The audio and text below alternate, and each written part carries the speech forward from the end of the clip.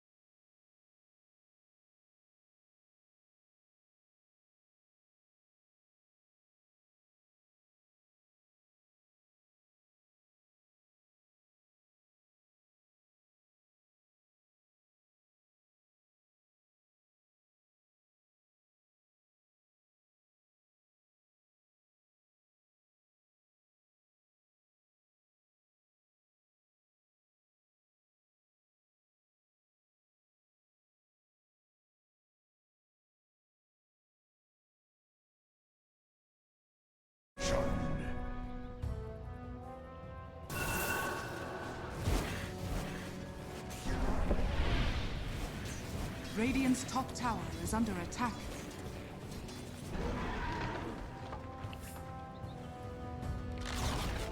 Radiant's top tower has...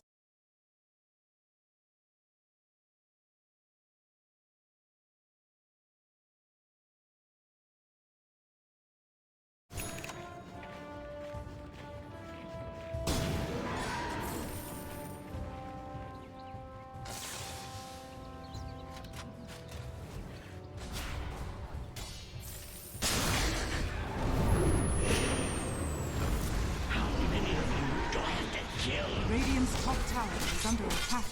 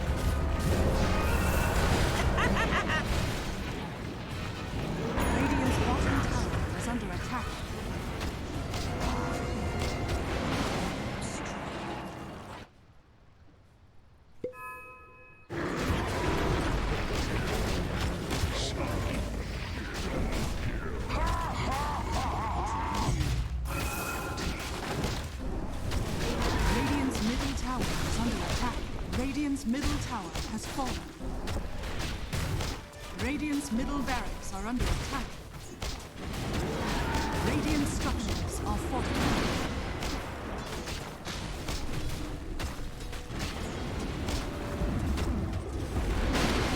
Radiant's middle barracks has fallen. Radiant's middle barracks has fallen.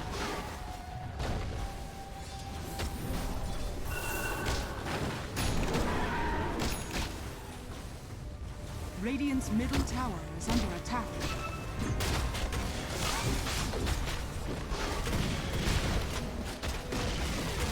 Radiant's middle tower has fallen. Radiant's middle tower is under attack.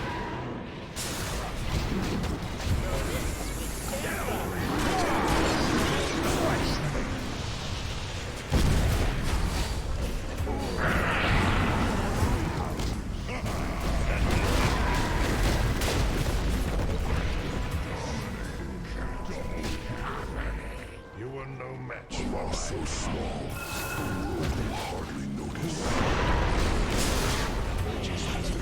Radiant's middle tower is under attack. Radiant's middle tower is falling. Radiant's ancient is under attack.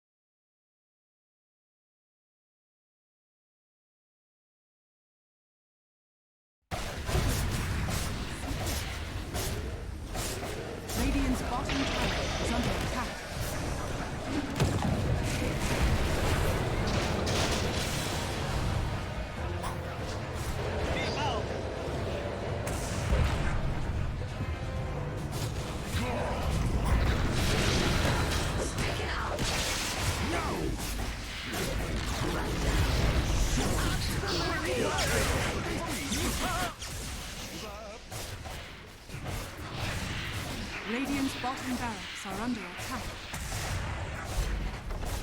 Radiant's bottom barracks has fallen. Radiant's top tower is under attack. Dire's structures are fortified. Radiant's middle tower is under attack.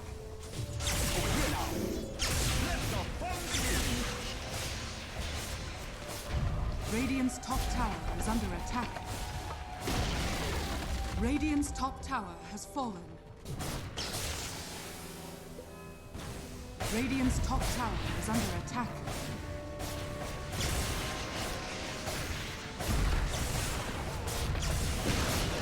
Radiant's top barracks are under attack.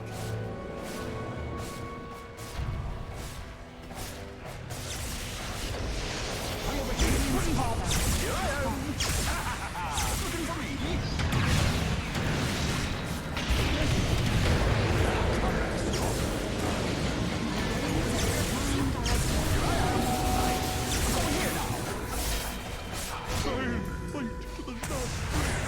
Radiant's top barracks are under attack. Radiant's top barracks has fallen. The Dire now have mega waves.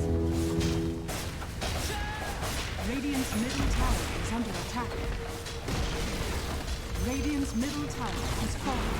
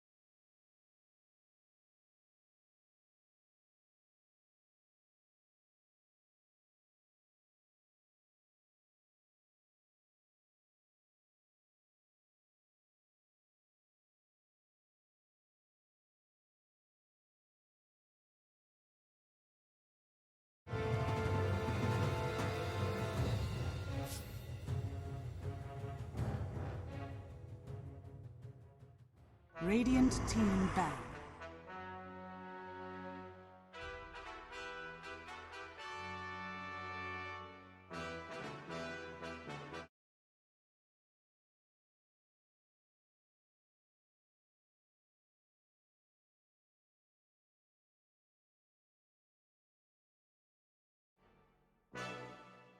Second game of the second series of the day for the EPICENTER SCA Regional Qualifiers playoffs. We are here watching Boom ID versus PAL, power of Malaysia, Singapore, plus Australia. Chuckles cast, some giggles cast.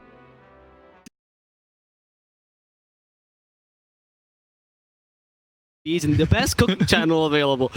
Cooking channel? Isn't that what John Oliver does? Definitely not. Oh, I'm confused with Jamie Oliver. Jamie Oliver, yeah. John Oliver, you know who John Oliver He's is. the sportscaster. No, also wrong. Who is he? He does, is it Last Week Tonight? He's a political comedy commentary. The guy with the the British guy that never made it in England, so he had to go to America to have a talk show. Yeah, Last Week Tonight with John Oliver. Yeah, okay. Basically, I think you sound like him. Apparently. I think. It's because I have. I was thinking Jamie Oliver the whole time, and I really wanted you to start making recipes in the middle of the So what I think it is because I have a base English accent, but because I've not lived in England for like half my life, yeah, I've adopted American and Australian, so I have the bit of weird twinge to my accent, which John Oliver definitely has. The bit of a twist with the American pronunciations here and there. I see that. My accent is a mongrel of everything. It's just it's a mutt. You also manage to put politics every time you cast. Oh yeah. Though I look at you and please beg you not to. Got to come out with a commentary. Of course you can. Drow Ranger ignored until now when Power Scout pick it up. I'm still happy with the Boom ID start. Again, they are... Well, these guys are actually favoring the Shadow Shaman. Interesting. Sniping it away. You think so?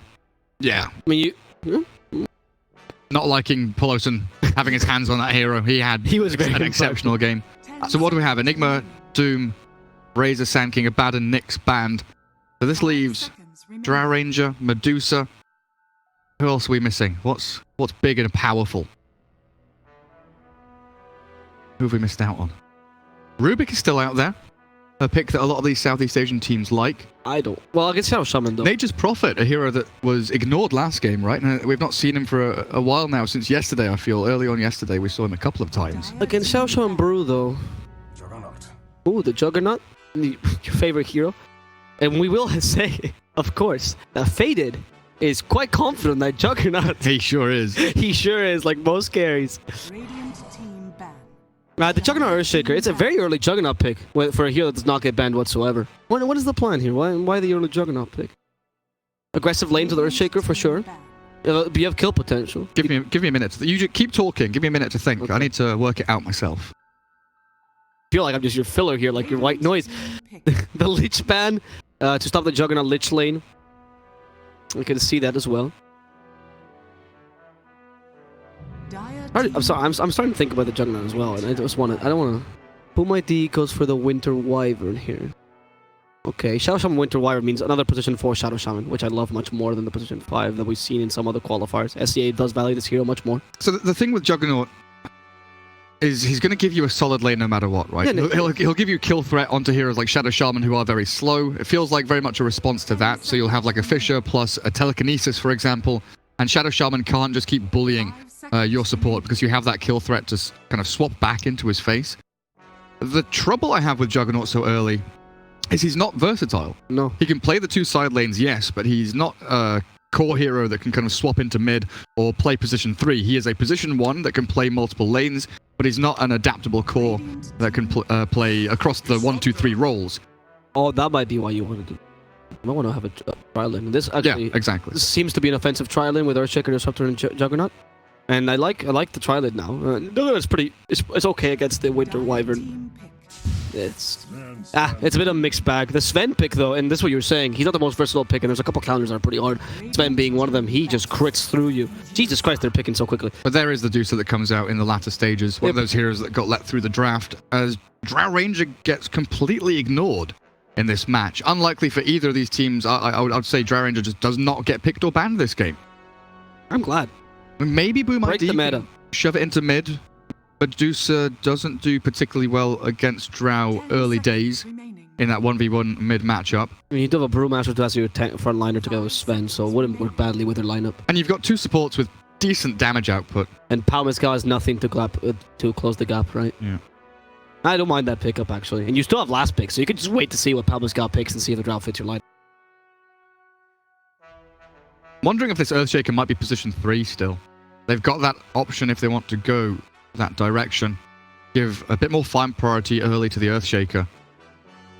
But then if you're playing tri-lane around the Juggernaut, Earthshaker's not really going to be too effective in that 1v1 lane against like a Brewmaster. Or if they do a 2-on-2 Boom ID. Also, when was the last time we saw position 3 Earthshaker? I mean, it's been a while. The hero... Not long ago. Like, Cuckoo does it quite a bit. For the regional qualifiers in the sea. Oh, no, not the past.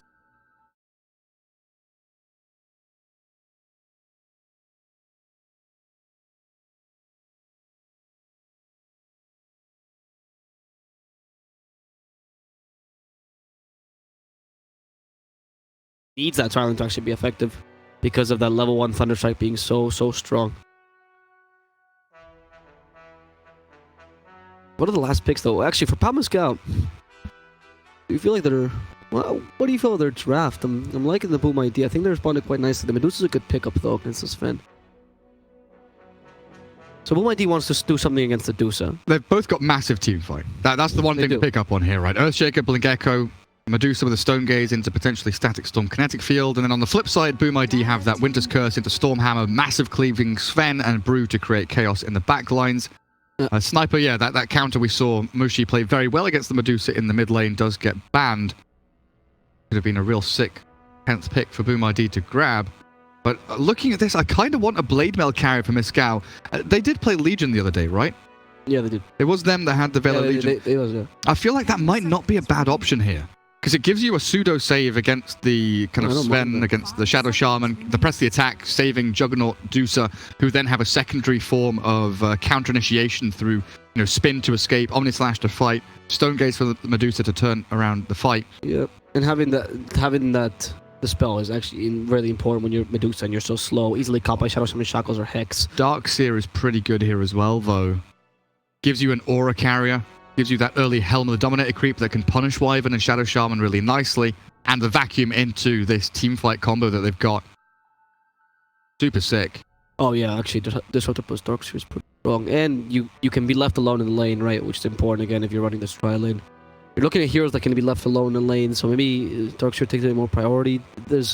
Yeah, and like Sven Warcry, it saves you against right clickers, but double Ion Shell just shreds Shadow Shaman, Wyvern, Sven, all very kind of slow on their feet heroes with low movement speed. Batrider's also not bad. Oh Lord. Oh, I like that. Okay, interesting pickup. A really strong hit to Sven. Tanky Aura Carrier gives you map maneuverability. And the OD as the counter to the Dusa. You did talk about the Sniper, but the OD is another hero that really does come to mind. A bit annoyed by the amount of kites that they have, though. Let's not forget that the Astral Imprisonment does not save you from that glimpse. You still get glimpse back just after the duration of Astral Imprisonment. OD's really good, though. I really like him. The Aura from Underlord doesn't really affect you that much because it's mainly the pure damage. You destroy the Dusa. Static Storm is very powerful against you, though, so they have to really kill Disruptor, but they have ways of closing that gap and killing him. This is a really even draft. It is. I mean, both drafts. Last draft was also quite even, right? Yeah. We're seeing some really good games from both these teams.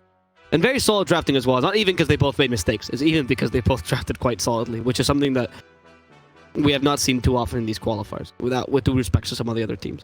The funny thing is, we look at these kind of counter-to-counters, where OD does do well in the latter stages against Medusa, but in the laning stage, Medusa with that Mystic Snake does potentially have the upper hand, at least for the first couple of minutes, because OD needs the levels, needs to get to level 2 or 3 in the Astral to really start to punish the Medusa quite heavily.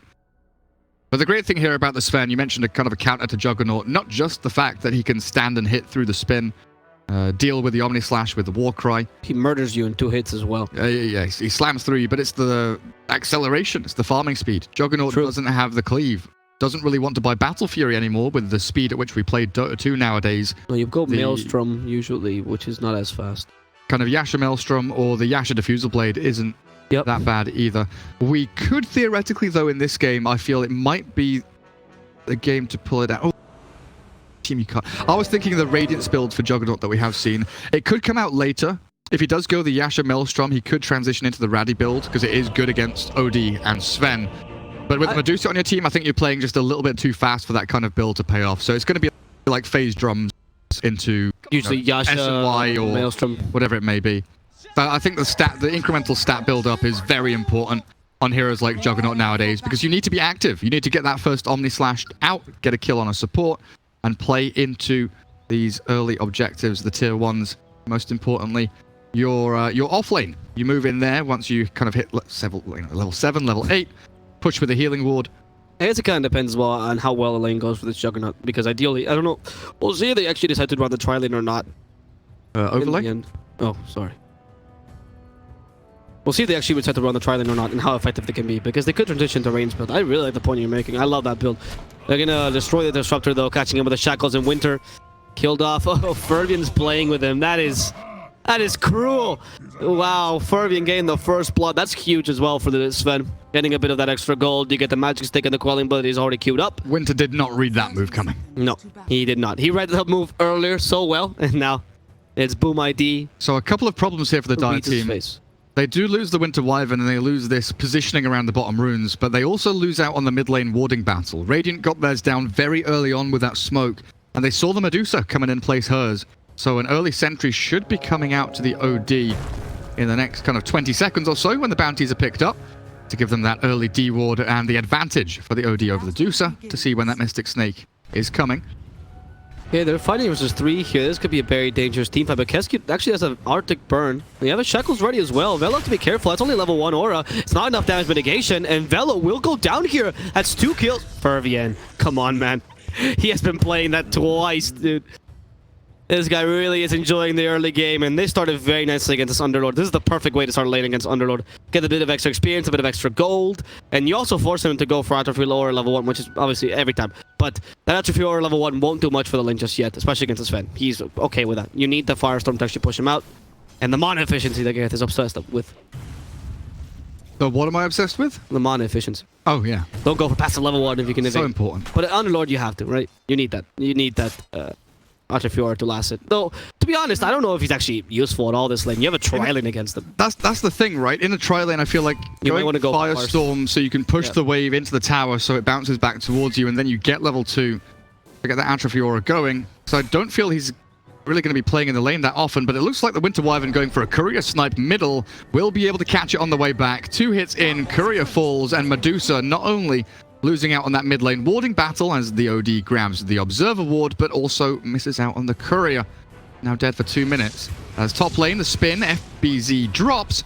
And this is why Juggernaut with a Disruptor, we were talking about why have they picked Juggernaut so early on? It's the kill power. That kill threat onto pretty much any lane, any hero at any time.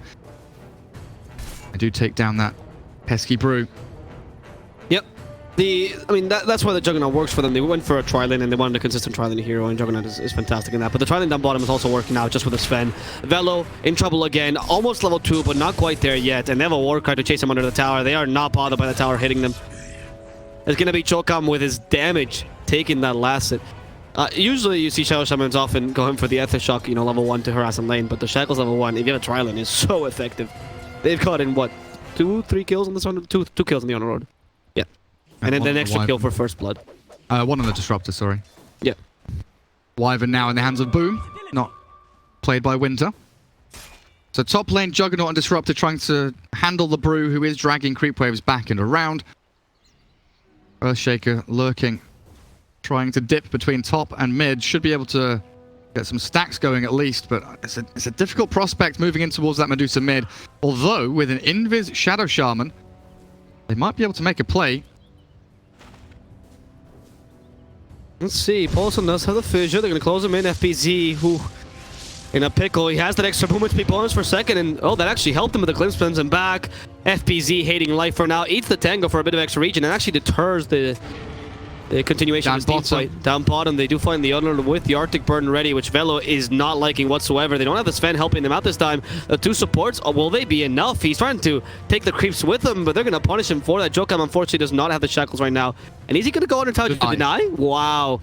Deny him of all the... Well, he gets experience, but doesn't get the last hit, so that's fair enough. That's a good play by Jokam. You can't get the kill, fine. Just take away his last hits. Mid lane, they try and fish her in, but Mikoto, undisturbed, doesn't mind too much. Wave will land under his tower as Winter. He tried, or he was denying himself to the tower, wasn't he? So a good move by the Brood to go and catch the experience there as he gets in range. That's actually pretty good. And in the middle lane, Jokam, ooh, that Mystic Snake stopped him from being able to use the shackles because it took away his mana. Polo Sun with a fissure, hoping. Glimpse in 4. Glimpse is ready, but they don't want to play in the river. They're also very afraid of the potential shackles here, which is why they don't glimpse him back. Shadow Shaman will be happy to shackle the Medusa there for his own life. You need that to cancel it. Sven heading into the Midas, which we see more and more often nowadays. Attack speed very, very good on this hard-hitting Fervian Sven. It's also a lot of attack speed for the item, honestly. It's very often overlooked, but it's close to a Hyperstone for a bit more of the gold, really. Plus, obviously, the gold gain. It's actually quite a nice item. Oh, Mikoto wants the regen rune, doesn't want to lose it. Nice Astral. But it does open him up here. Well, but a bit of damage from Winter. Nice rotation there by the Winter Wyvern. Kescue will stop the Medusa from going any further. This is what I was saying last the game with the Arc Warden, right? Winter Wyvern does have the capability of rotating mid lane. Fortunately here, you don't have Enigma as your second support. Jokam much more active. 21 denies on Sven. I've just realized he's 30 and 21 on Fervian. Absolutely destroying this lane. Underlord has had to fall back into the jungle, but with a hero like Shadow Shaman, you can come in and pressure that pretty nicely, stealing last hits. So harassing Velo, who is forced back to the lane, and Pelosin's come in to try and defend these bottom bounty runes. But Fervian, the big boy, be able to grab up at least one of them. As Winter sneakily takes both of them top. So the bounty runes are even in the end. Thank God for Winter. taking advantage of them. Winter, unfortunately, doesn't need the experience to start coming his way. He's starting to pull to get those. That's a single pull for now. You can change. 5-minute Midas on Fervian. Real speedy. Real speedy timing. That is very good. And he also has boots. Like, it's not like he rushed that as well. This is... Oh, he got the boots after, right? Did he? He got Midas and then boots. Like right after? I'm pretty sure. So it's a bit earlier than Am I insane? It's a bit earlier than 5 minutes then, right? Because there's no way he had the boots and Midas around the same time, you know? You still have to farm the boots. Whatever. I don't disagree with you. I'm genuinely just asking. I mean, Midas is on cooldown. Like, he used it like 50 seconds ago, right? Right. So I guess he got the boots in like the 30 seconds he was farming. Anyway, the point is, he gets him really quickly. He gets the Midas, and he's really farmed right now. Stands. He has God Strength ready as well.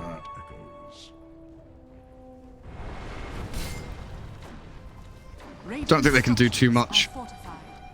Polson's only level 1, by the way, so MYSG+AU's goal of winning this top lane by just going for like a very aggressive tri-lane is not working too well for the supports. Now Winter could be in trouble. That's a nice glimpse, but the slow is already there, so Winter stuck against FPZ, who's coming in for the kill. It's just going to be Kescute alone with the help of Jokam's Ether Shock that gets the kill on Winter.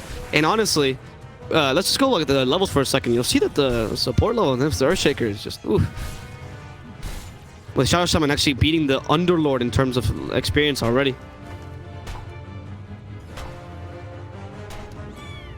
VT faded, forced to pop out the healing ward. Getting a little bit nasty in this top lane. Brewmaster close to cracking 6.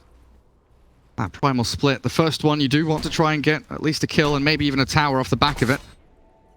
Things starting to become a little worrisome here for the Dire squad. This Sven and OD farming incredibly well early days. Okay, Kescute.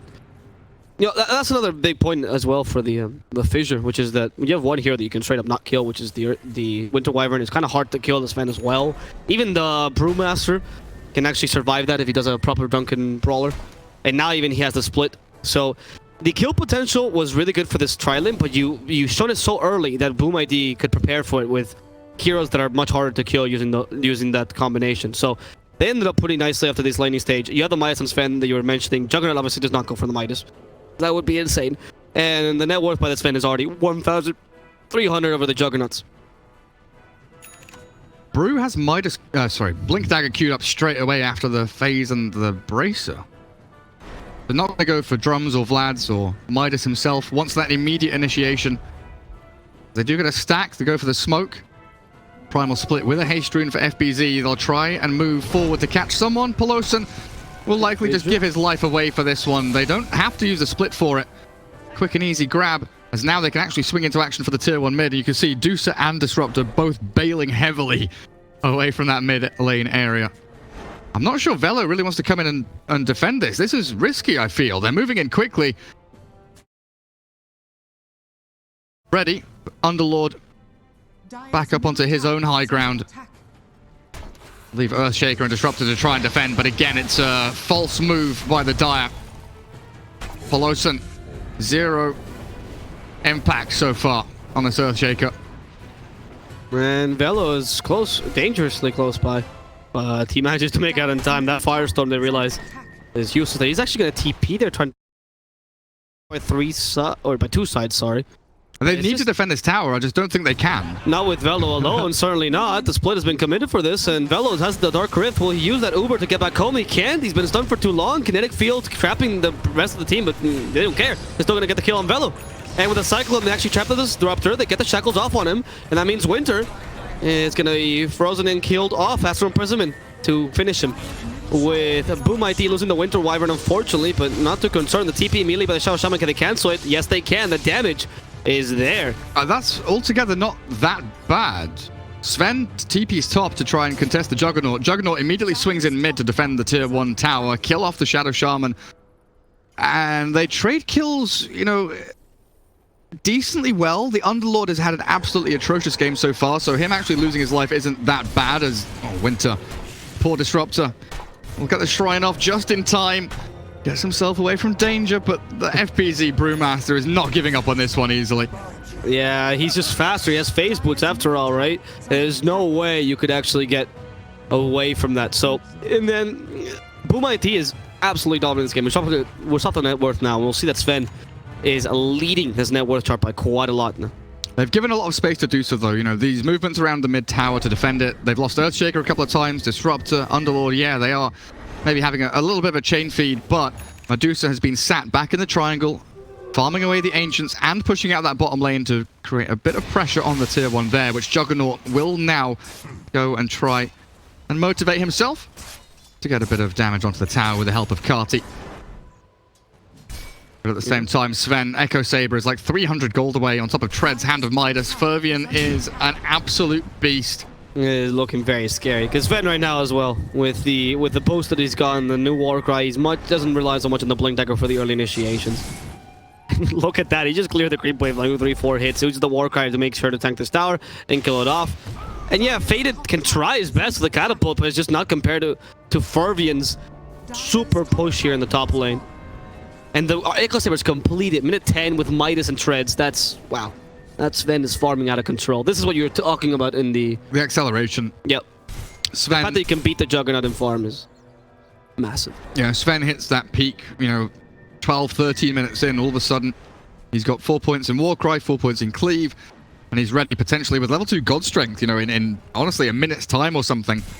He's going to have that absolutely supreme amount of burst damage and tankiness, while the Medusa just simply isn't ready yet. Yasha's being built up and she can complete it very shortly, but she's not going to be ready to fight by any means. This Dire team, they've got team fight, which we mentioned in the draft. They've got plenty of it. But you know what you need to cast your spells? You need levels. Level 5 Disruptor 12 minutes in, Earthshaker level 4 and a third. They are nowhere near Blink on Earthshaker, of course, having a pretty poor game so far, Pelosin. Unfortunately, not able to get any farm priority, as they do have Medusa and Juggernaut reasonably greedy, soaking up the majority of the map. And with the difficult game that Underlord has had, he needs some way to come back in. This is not why you pick the Underlord, right? You want to pick him to have a sort of consistent lane, and the farming potential he has now to be able to farm those utility items as soon as possible. A Dark Rift is useful, of course, and the abilities are nice, but it's more about the ability to get those items early, much like a Darkseer does. Get the utility early, and Velo does not have that. Similarly, the Earthshaker and Disruptor lane, the whole idea was to actually get the kills early. They were unable to do so as well, so this strat is not working as planned. They can still recover, of course, and they have the snakes now. Psychic Storm stopping Jokam. He realizes, like, oh, what just happened to me? Jesus, I can't cast any of my spells. Better get away. Dwaddles himself, but the Glimpse will bring him back, and unfortunately, with the Underlord root, Jokam is dead here. That's a really big kill. They save the Earthshaker, who's halfway towards his Blink Dagger. I think he's queued up Arcanes, but honestly, I'd much rather see him just farm straight through to Blink. But luckily, Winter hits level 6, gets a good Static Storm, saves the Earthshaker's life, and this MYSG+AU lineup can continue to just react to what the Radiant are doing. Keep defending your towers, try and get a bit of shove down bottom for VT Faded. But it is this mid-tier 1 that everybody's eyeing up. It's going to be a 5v5 mid. Brewmaster is sat in the trees, ready and waiting to strike with that primal split, as Underlord has shown himself with the Firestorm. Won't get jumped on.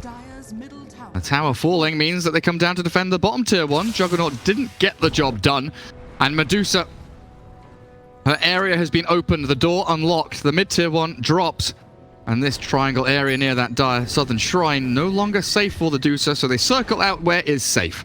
They go up north, sit near the Earthshaker, and have that Underlord bodyguard everybody else. And now they can take a second tower. The enemy team, MYSG+AU, has been struggling to even deal damage to tier 1s. Meanwhile, BoomID has been sweeping this first line of tier 1s, already completed. And they're going to start to reduce. This is what we always do, right? The reduction in the area that MYSG+AU actually can operate in, essentially. Yeah, the net closes in. Yep. And that's the goal for this team in general. Just choke them to death. Soul Ring Medallion on the Underlord.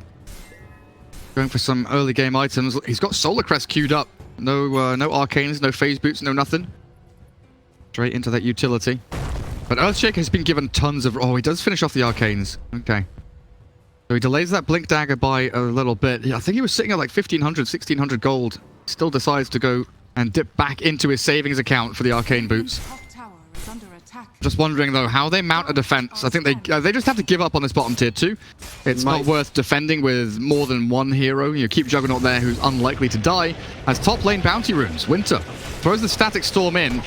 Does catch the Brewmaster and does take the bounty, allowing himself to TP home. Sneaky little move by the Dire side. I mean, if you look at that, though, Yeah, you have to let your towers die to some degree because you can't really fight right now. You need your heroes operational, but that just means more and more gold for BoomID. And right now it's Fervian that's leading the charts. He's doing very well in net worth, but you need, with that extra gold from the towers, the OD and Brewmaster can come online as well, especially Brew with a Blink Dagger. I kind of expected this game to be much closer. The way that we saw the draft develop and the way that the laning stage could have gone.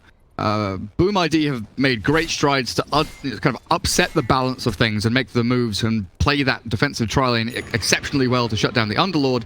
And it's forcing the Dire team to change their itemization. Because previously I thought, you know, I did mention the Radiance build on Juggernaut, and I thought it looked good this game. I think the Radiance build is optimal this game, but I thought it might just be a little bit too slow and, you know, dragged out of an item build to go for. But he's got it queued up. He's going directly drums into Raddy, not going Yasha or Maelstrom, deciding that he wants to kind of hit that slightly later timing.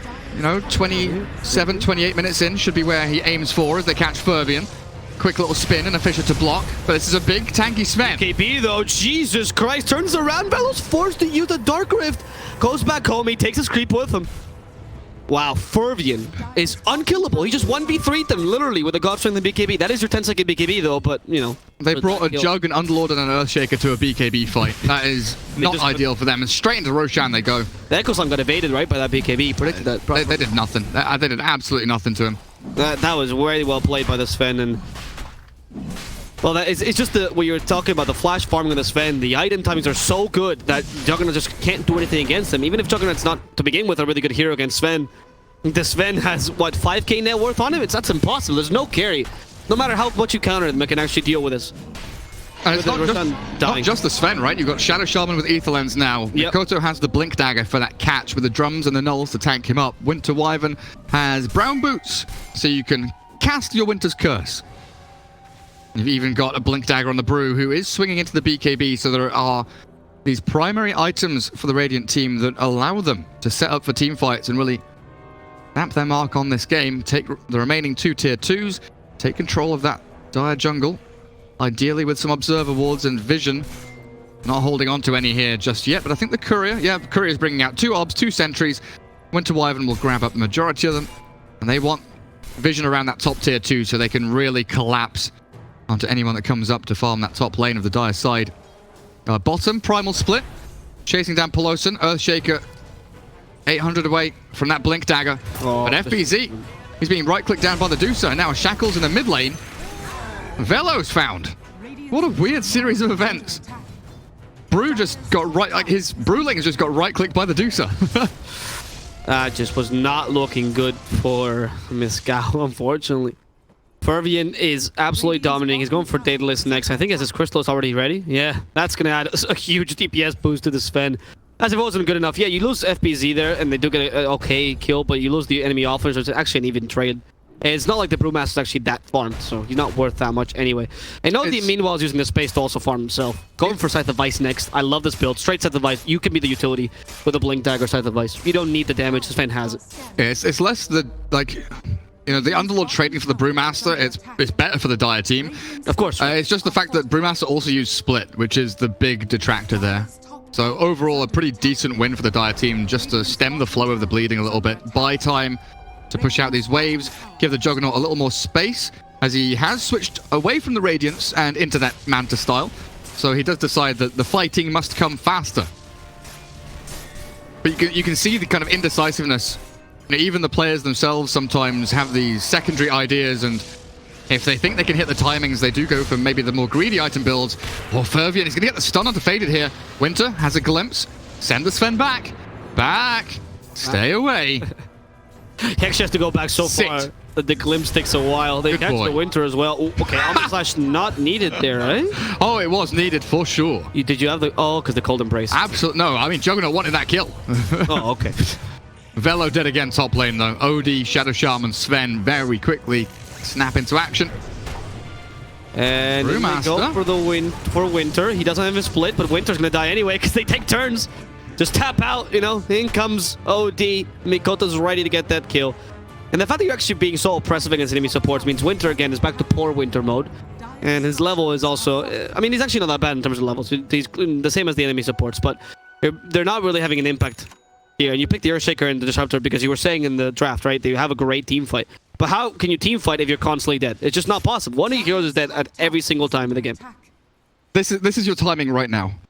5 heroes are alive. For Dire, for Miscal. For Dire team. This is your timing right now. Blink Dagger Earthshaker has a smoke, level 16 Medusa. She's got that level 15 Mystic Snake talent.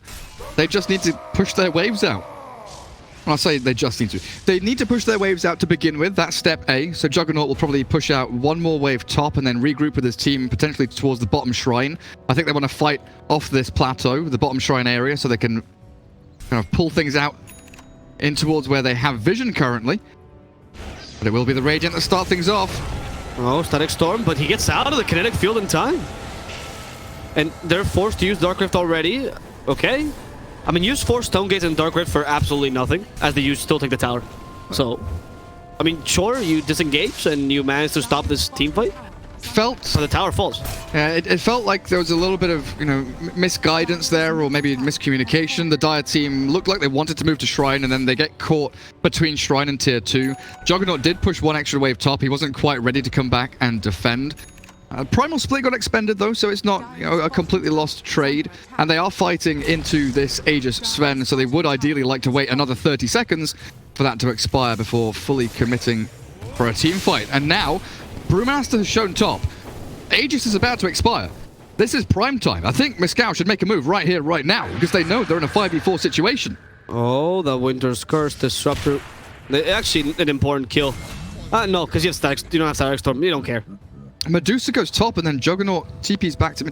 That's really weird for me. Brewmaster TP's top, and I really thought that the Dire team should regroup, try and fight, and push the issue a little bit, because there goes the Aegis. Sven loses out on that second life, but still no move from the Dire side, opting instead just to defend their high ground for as long as possible. Meanwhile, there's no out of towers left for Boom ID to take, so his next step is just high ground, right?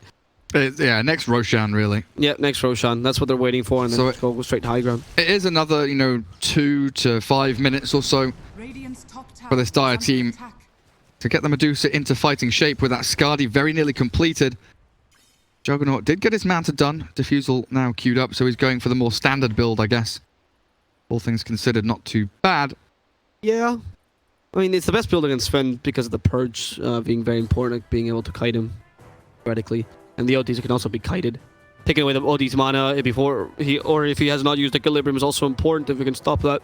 And you do get a lot of free damage and a lot of free attack speed. Like, Diffusal Blade's a really high value item for what it gives you. For its cost, sorry. But unfortunately, it's not the item that turns things around. It's an item that usually you get it in good tempo and you manage to, get the early game lead. But with a Sven this farm, that Daedalus already in his possession, and Assault Grass coming up next is so difficult. Like, Yami Sash is not going to hurt things with the Warcry to begin with. And the fact that you didn't go for the Maelstrom means you have no extra damage that is not, physical, because it's just going to be stopped with the Warcry. What's the name of Diffusal Blade active? Purge. Nope. Seriously, not Purge.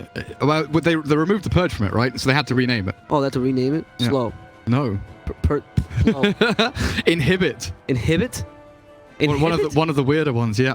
Why? Why do you? Well, they had to. They removed the Purge from it, so you can't have something that doesn't purge that it's you still call a purge. I don't care. It's not a purge. It's purge to me. I know it doesn't purge. I'm aware. It's not a purge. Why does? There is only one purge in the game. The nullifier. No. Yeah, nullifier purges. Spells. Sorry, there's only one purge spell. Sorry, the little satyr shitter. Yeah. But it doesn't actually purge though. Doesn't actually the purge before purge. The satyr doesn't purge. Are you saying wait how? So purge being what is so purge being so purge offensive dispel, right? No, so purge. The definition of purge in Dota 2 is that it slows movement speed to 0 and it dispels. A dispel only dispels. Exactly. Right. So a purge has to have the slow element as well. But satyr doesn't dispel anymore. Never. Yes. It's always been the slow. So it's dispelled as well. So against Brewmaster, people used to get Helm of the Dominator and get the Satyr because you could dispel people out of the Cyclone. Yeah. Oh. For sure.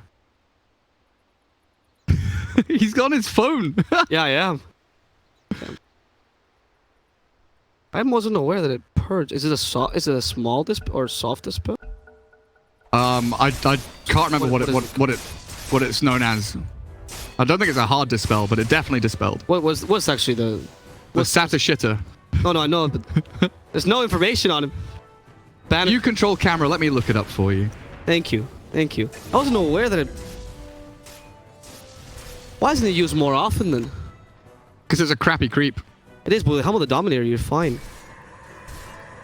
I remember it did purge, but I thought they took it away with the Fusel Blade. It still dispels? Basic dispel. Oh, basic dispel. Okay. Yeah, alright. More you know. Huh. Anyway. Dota 2. See, it still feels weird to me though, because Purge to me is still the shaman ability in Dota. Sorry, in Warcraft. That's why I think of Purge of. Which is why. We're not World of Warcraft. No, it's not. God, it's not World of Warcraft. Do not confuse the two games. One was an RTS high-skilled game for Warcraft 3 is within the World of Warcraft. I hate you. Do not do this to me. This one is just a people without. No, I'm not going to criticize them because then it's a good game in its own right. But Warcraft 3 was a great competitive game. Mm-hmm. Okay, and I really remember the Purge. And we've started waffling and deviating because this game has evolved into. There was a pause. We're waiting for next Roshan anyway. Like it was a pause, but it's even a pause within the game itself, waiting for these kind of tertiary items, but mainly second Rosh. 50 seconds until fast spawn, until we see the Aegis and Cheese respawn. Dire are scanning. And the Dire team yet to lose tier 3s. Right. Okay. Now I realize. So you can't call the nullifier a purge technically because it doesn't slow you. Yes. Right. So it's one of those things where purge has been overused. Like people kind of use purge as another word for dispel when it's technically not. Offensive dispel, particularly. Sure. Oh no. Actually, but you can purge allies as well. Yeah. You can. I can see people saying that. Interesting. So but you can't purge ally. You can dispel on allies. I feel like you're like the Royal Academy of Language for Dota. Yeah. It's fascinating. You're teaching me so much, Gareth. Well, that was a great fissure, by the way. I get angry at things. I can tell. That's mainly Drow Ranger. Okay, Sven joins in, but awkward positioning. Nice. Somebody says, no! That doesn't work out. Mikoto tried to divide it with the creeps. Didn't work out there too well. Fervent, though, activates BKB and decides to 1v5 the whole team. The Cyclone stopping the Deucer completely. Radiant need to get out of here. Yeah, they do. Brewmaster is just being left to die. Yeah, he's losing all his Brewling. He's only down to fire. That's the hardest one to actually survive with. He's going to lose his Brewling. And they get the Wyvern as well on the back end. A 3 for nothing. And we see how important it is fighting around your shrines. Yet again, Winter makes the call, says, guys, we need to move out of our base. Do not let them reach the high ground. We go and play off the back of our shrine on this high ground plateau area. And we get the advantage with that shrine healing them up and keeping them all safe and sound. And the Medusa, she flicks the switch and she said, I'm ready to go. Green light on, red light off. Let's move. Sven couldn't make the jump. They couldn't keep the OD alive. A bit of a scattered initiation and team fight from Boom ID. But still, great execution from the Dire team with that Blink Echo being shown off beautifully by Pelosin. The Fervian initiation there kind of... It seemed like he blinked on the side lens and he blinked into the low ground, which is actually quite huge. Didn't work out too well. I don't know, that was a bit of a blunder there by Boom ID. The Brewmaster split as well, very hopeful by FBZ. And Brewmaster actually has a very awkward position, or he has a very awkward timing. Because when you have the Primal Split and you're between that level 15 and 20, your Primal Split units actually start to be vulnerable. And they can actually kill him, especially if a hero with a crit like the Juggernaut, quite easily. And you depend so much on the 2000 health. But Brewmaster's not the best hero getting that extra experience because you don't actually farm yourself unless you go for Radiance. So now FBC's in an awkward position when you have to be very careful with those Brewlings. Oh, big smoke. Yeah, this is real important. Oh, Demonic Purge, that's true. That's the other one. Ah, yeah, you're right. There's the other one. Who said that? Some genius. Some genius. Sorry, I can't pronounce his name. I take the Roshan here. Smoke, though, by Miscal.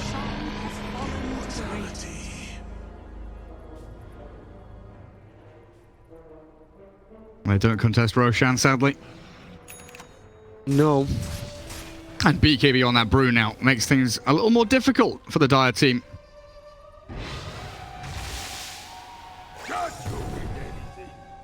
And they're just going to sit themselves on this shrine area and continue defending it. Your timing is not endless, though, for Boom ID. There is a point when the Deucer starts becoming a real threat to this fan. Right. You can blow her up, obviously, but the Stone Gaze is it's a big issue for you, and the Scotty also annoys you quite a lot. So, and she's halfway to level 20. Exactly, that's huge as well. Butterfly plus level 20 is when Sven does start to worry a little bit about this game. OD as well, you know, no MKB or anything like that. Dealing with Butterfly is quite difficult as this Radiant side. So it very much is about using this Aegis and Cheese, this second Roshan, to actually end the game, close this out, get at least a lane of barracks off the back of it. But to do so, you need to win a team fight. And the way that Winter and his team have been reading these games, the vision that they have as well right now, watching the entry points into mid and to that bottom shrine area, the triple obs, all covering that spot, even a lane ward up top, they are watching for the entrance points towards their base, and they are setting up perfectly for it. Yet again, shoving out mid, and they'll connect into where the Juggernaut's sitting right now. You can see Boom ID, they're circling the same area, saying we need to actually move in and collapse on this area, but it's so damn hard when they're seen every step of the way. Yeah, exactly. They're actually converging onto them. They have superior vision around this area. They have really, really good control around this area, and they could take a team fight ideally. His warding has been on point, and you can actually see centers all around to make sure this plateau is there. Blink Echo bot. Okay, that Aegis gone immediately. And the TP immediately, they know they have to get out. Good job there. Oh. They took an Aegis for free there. You use the Echo, but not that big a deal. Boom ID starting to see the light at the end of the tunnel, and all of a sudden they turn around a corner, it gets dark again. That Aegis was so important to push the high ground. They give the cheese to Mikoto now. Means that Fervian's going to have to rely on that BKB incredibly strong for him to jump in with it, but on the retreat if needs be. He won't have a backup plan. Okay, the Snake's dropped in. Oh, they kill the Earthshaker. However, you didn't have the Echo Slam, so that should be noted. And they're starting to take this tower, the God's Strength. For now, there's nothing much to do, really. I mean, you have the Stone Gaze and you can fight this, but you lack the Earthshaker Echo Slam, or the Earthshaker as a whole, actually. Can you stop the Sven from taking your towers? Apparently, yes, with the backdoor protection. The Primal Split has been committed to this, and Bolson immediately buys back. And look at FBZ disintegrate like that. They're supposed to use a Cyclone onto the Dusa. No way to purge that off. The Snakes will finally fall, and just more annoyance from the Storm. You really need that level 20 and Brewmaster to become relevant again. They're killing you way too quickly. FBZ has to play so defensively with Brewlings that you're not an initiator anymore, really. And Boom ID have completely dewarded this shrine area. Oh, the wraparound. Winter, he's made the call. This is going to be nice if they can catch the OD, who is isolated. Underlord, his smoke will pop first. And Chant Totem with the blink. Ready on Earthshaker. They want to make a move, but they can't quite figure out where Boom ID are. And now they show on the lane, they'll realize as this MYSG+AU squad will just have to show mid and shove out that wave. They can't find any kills off the back of the smoke. There's a hopeful smoke by MYSG+AU, but if they can just keep the high ground, you know, they can still fight around this with the Tusa and Earthshaker. They definitely have a lot of chances to initiate, and a good counter initiation to stop the Sven from destroying your towers easily. The catapults, though, are starting to do work, and it's actually quite annoying because they're attacking the range racks. It's like they know which racks to attack. And range racks might not mean much, but it does mean the lane pushes automatically, ever so slightly, which means you start to put some pressure in these lanes without bothering too much. Brewmaster addressing the Juggernaut problem. It's faded. Was moving that creep wave towards the top tier 1, which again kind of creates that ebb and flow, which forces the Radiant team to come back and defend their tier 2. Time to time. I like the Blink Dagger pickup on Keskir as the first item. Definitely want to set up those Winter Skirts properly. And if you get a right Winter Skirts, you can actually put the Tusa in a position where you lose the Mana Shield. If you have the Mana Shield activated, Winter Skirts immediately, and you don't have enough Mana to activate Stone Gaze, that would be ideal. And before you get the 1000 Mana level 25. Yeah, probably going to be the talent. That's fine. Does Fervian sell Echo for MKB? He's got MKB queued up, but he needs boots. He definitely needs boots. Be sarcastic. He really... I mean, no, but sometimes you don't... Like, sometimes if you have an S and Y, for instance, you can just get play away with the no boots. BKB, though, right? You can just backdate BKB, put it back in your backpack, and then put the MKB. No, you need BKB, MKB. If you're jumping the Dusa, you need both. Okay, she has Butterfly, right? Because that's what you need it. I don't know if you saw the Echo. Echo's so... I guess the only option, right? It has to be. It'll be later when he has MKB plus buyback. If he sells the Echo Saber, he can just buy them both. Buy the MKB. We'll see. We'll see how he decides to itemize this. Right, out they come. They leave their base. They deward the area. They retake control where their shrine used to be. But Boom ID, Invis, Shadowblade for the OD, Mikoto moving in towards potential dire sentries here. Risky movement, but Winter has called the retreat, and the rest of his squad following back up onto the high ground. Look to defend that lane of Barracks bottom, which is open and exposed. Most again, those level 25s here for both OD and the Sven. Actually, the Sven particularly. You have to go for the 40 strength. That's gonna make him Pervian. Even with the Stone Gaze, it's not gonna be so effective. I want to look at Juggers as well. Items. He has not had much item progression since we last saw. Monster the Fusel Blade still his items. He has an extra ultimate over, but who cares? But similar to the OD in a position where he has to go for Shadow Blade, he has a Scythe of Ice for initiation. Both teams are relying on their main core, and they're starting to play more of a full Protect 1. However, I think this benefits Boom ID more, because your OD can do better with just a couple items as opposed to Juggernaut, who really does need to get those items for the Omnislash to be effective. I still feel the longer this game goes on, the happier the Dire team feel. That immediate, yeah. Like the BKB's wearing out on the Radiant, the immediate teamfight combo you have with the Disruptor and the Earthshaker. Dark Rift becoming more and more powerful as the game goes on to be able to, quickly push a tower and then walk out. But also coming back to the conversation we just had, right? We're talking about Sven having to sell items. He's now in the cycling item stage of the Sven progression. So he is very, very quickly nearing that 6-slot status as he queues up a Moonshard after the MKB. So he's very much realizing that this is their window.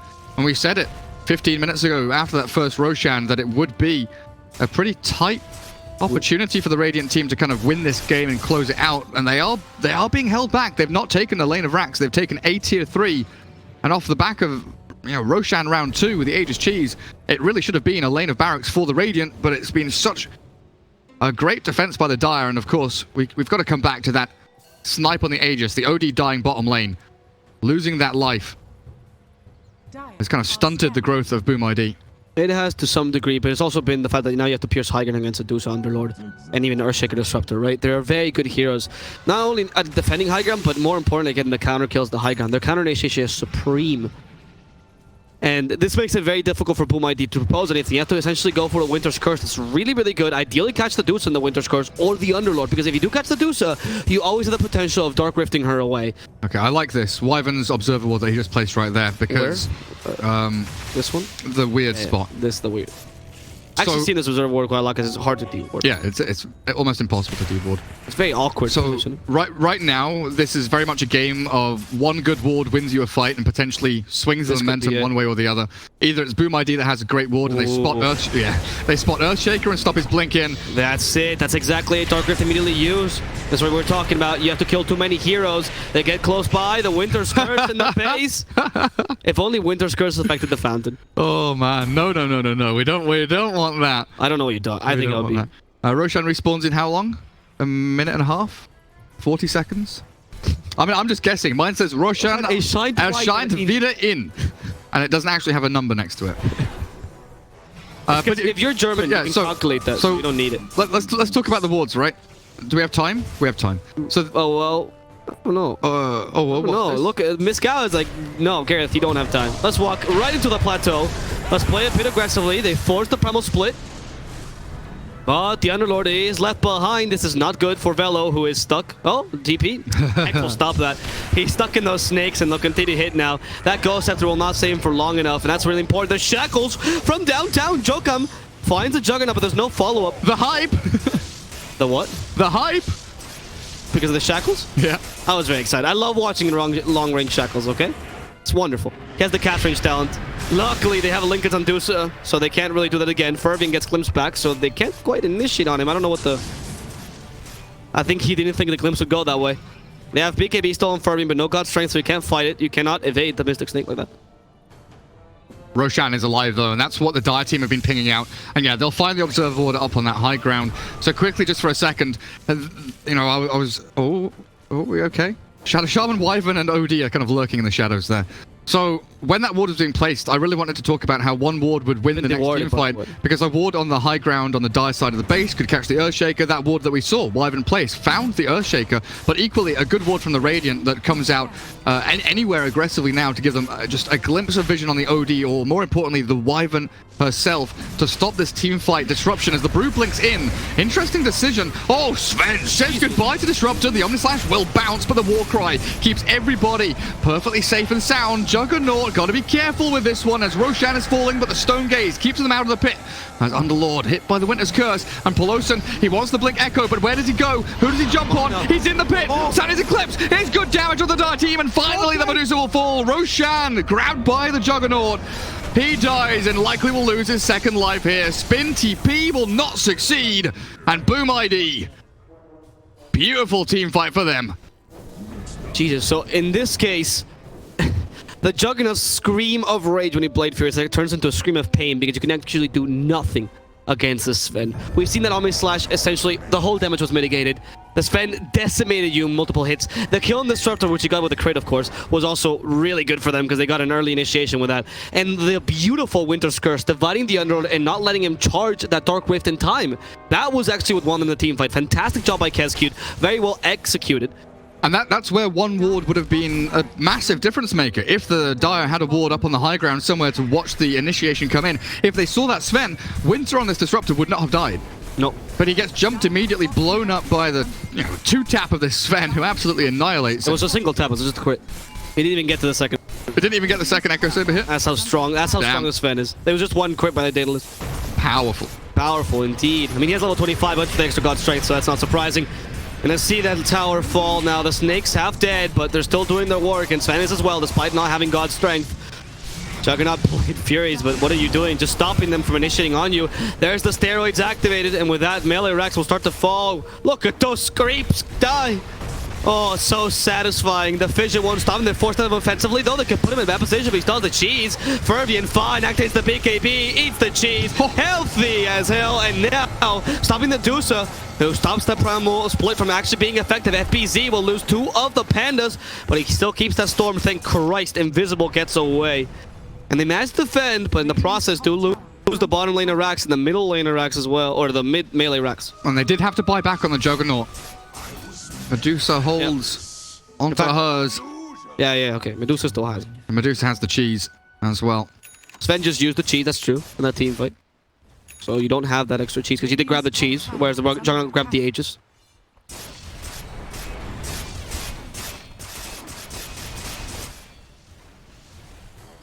Now the sad walk out of the base.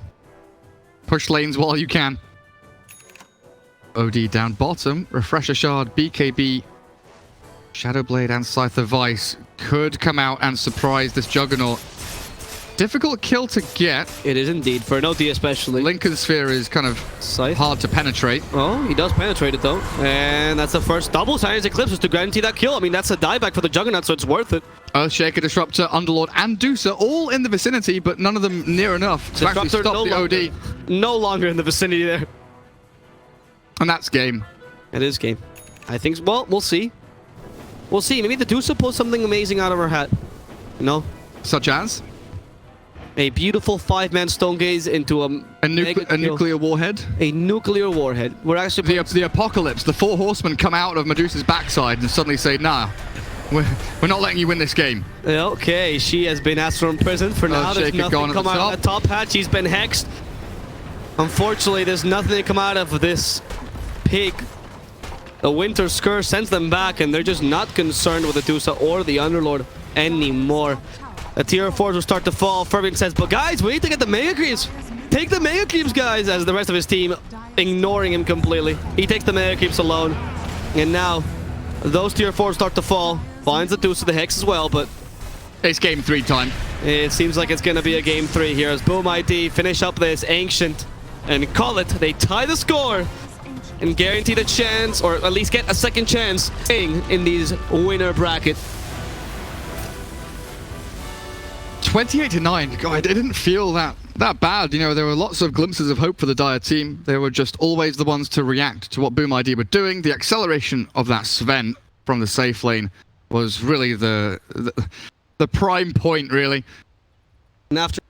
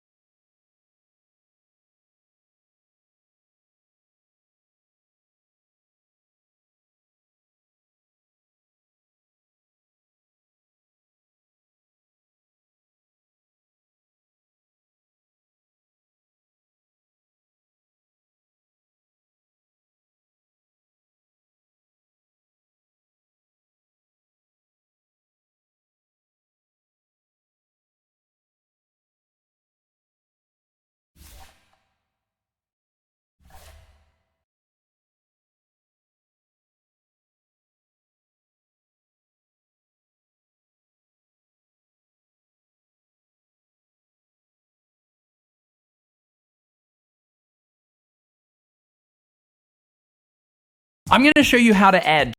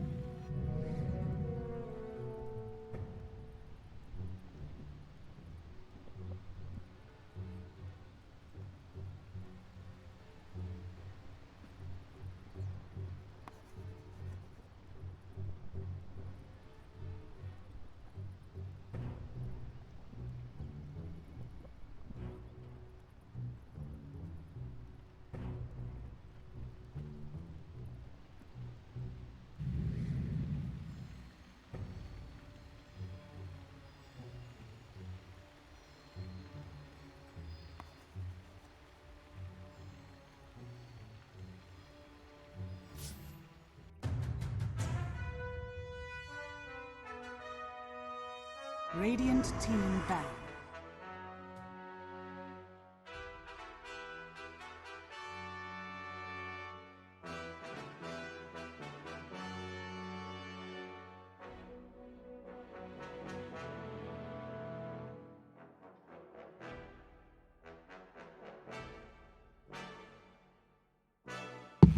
Ten seconds remaining. 5 seconds remaining. Let me try.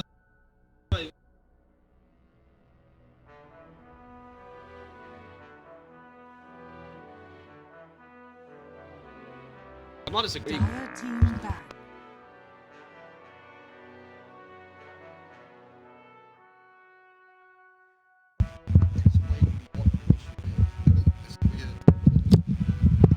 It's a weird, like, pseudo... like, I don't know. It's not a directly fixable problem that you can just, like, this is what's wrong, this is how you fix it. We'll try. I have an idea based on the points you made, though.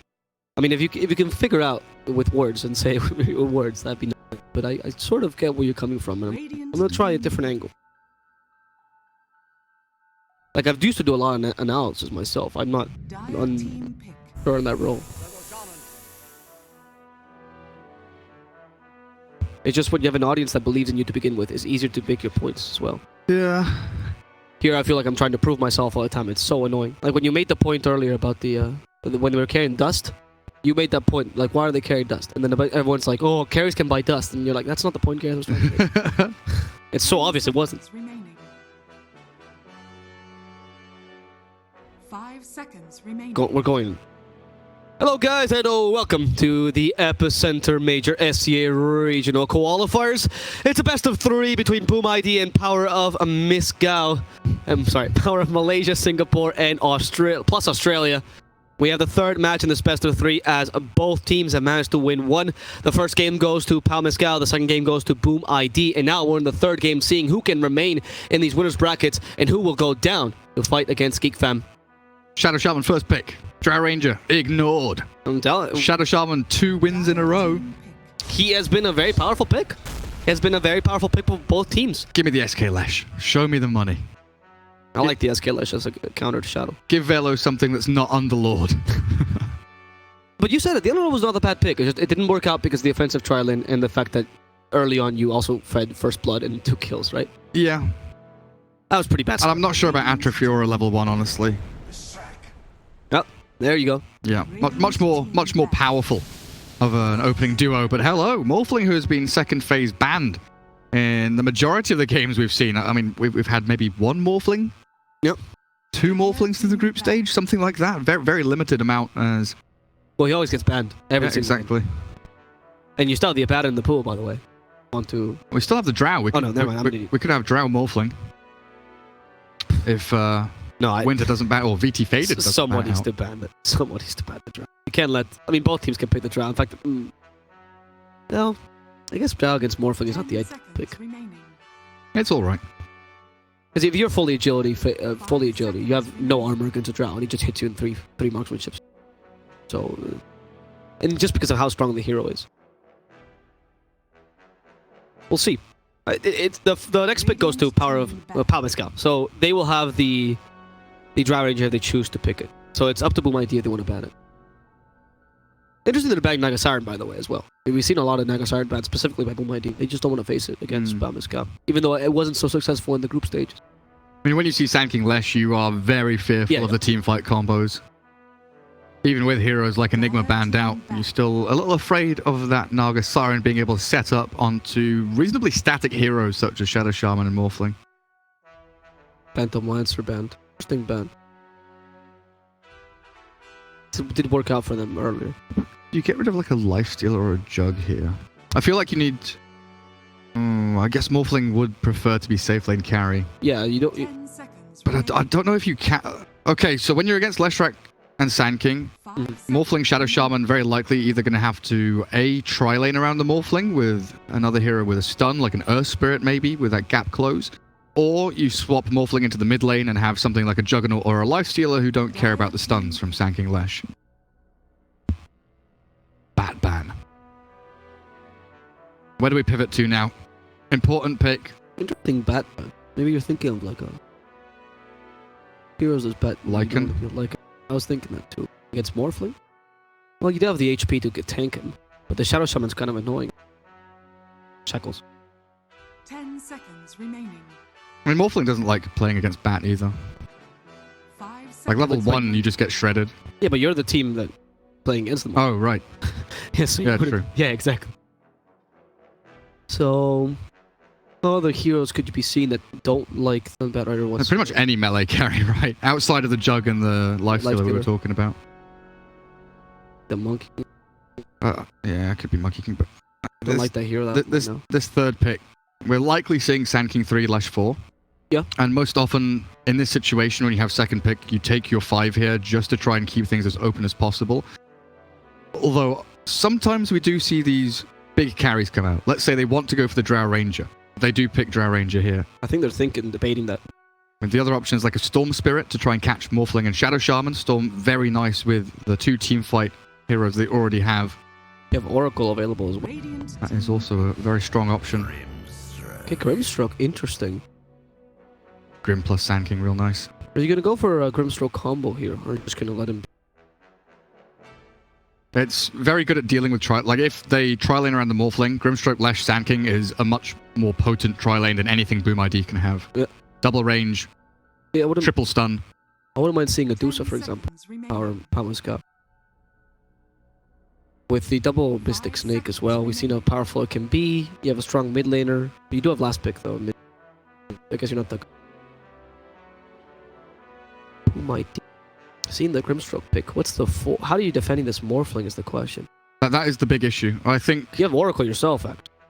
Yeah, Oracle, Shadow Shaman, Morph though. If they get stunned, 1 Burrow Strike and they are dead. Absolutely dead.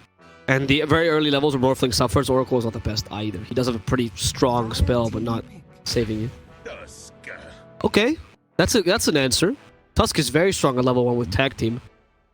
How are they matching this up player to player, though? I feel like Grimstroke is more of a Pelosin hero. Yeah, it certainly is. But then do you put Winter on Lesh? Winter's comfortable with Lesh. He used to play him before, but I guess... But in this... Yeah, you can't play him 5, right? He's playing hard 6 in this squad. Yeah, it's true. Huh. They themselves will pick up the Sven this time. Okay, they've got combos then. Plenty of single target stuns into the Soulbind. That Stormhammer does replicate, right? Yeah. So I think it's 5 Grimstroke, 4 Lesh. Yeah. So then do you play Winter, Grimstroke, and Pulse on Lesh, or does it matter? Can they swap around positions? It's a very new team, so we don't have that much information about... I mean, there is the option of putting Lesh mid, but I don't think I like it. I don't like having nothing to say on the Lesh rack. Especially when they've got that last pick. See Boom ID. Off-lane hero. No? No, Ember. Interesting. Ember against a Sven and Grimstroke. You know, that's... Against instant stun Burrow Strike, Soulbind with the leash, Sven stuns. The Ghost. They do have 2 kind of maneuverable and slippy carries, Morphling and Ember Spirit. Lots of magic damage and gap close. And tons of control, you know, Shadow Shaman, Tusk, Ember Spirit, all bringing stuns, roots, disables to the table. But it means that their final pick 5 seconds. has to do so much for them, because Morphling and Serpent Wards, their only real tower damage. Their teamfight limited in terms of AoE control. Yep. It is very much single target or finding pairs of heroes to try and catch and kill them inside Searing Chains, Ice Shards, for example. Two relatively greedy boards as well, with the Ember needing to come online with 1 or 2 items early. Which means his lane needs to go well, but you don't have the last pick mid, which means now Palmascal can counter you. You might want to ban things like Razor or Kunkka. Oh, Razor's already been banned.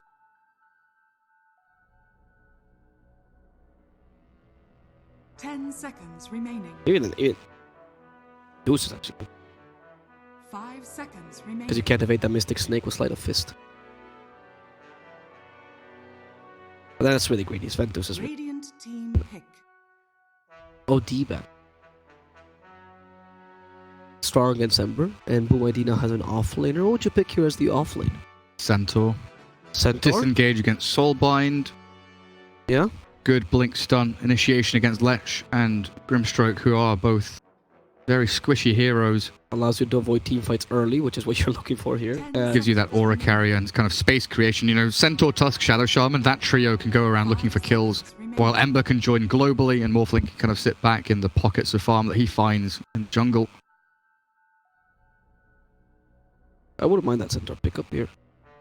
Boom ID. What other offlaners are the option to pick? Tide. There's Centaur. Centaur. Yep, it was a very good pickup. You also can get Yeah. Sven with it, but now you have the mid lane here for Miscal. And the Instant option is pick. going to be a Necrophos. Oh, Haha. okay. We did see how powerful that was in the GeekFam game, right?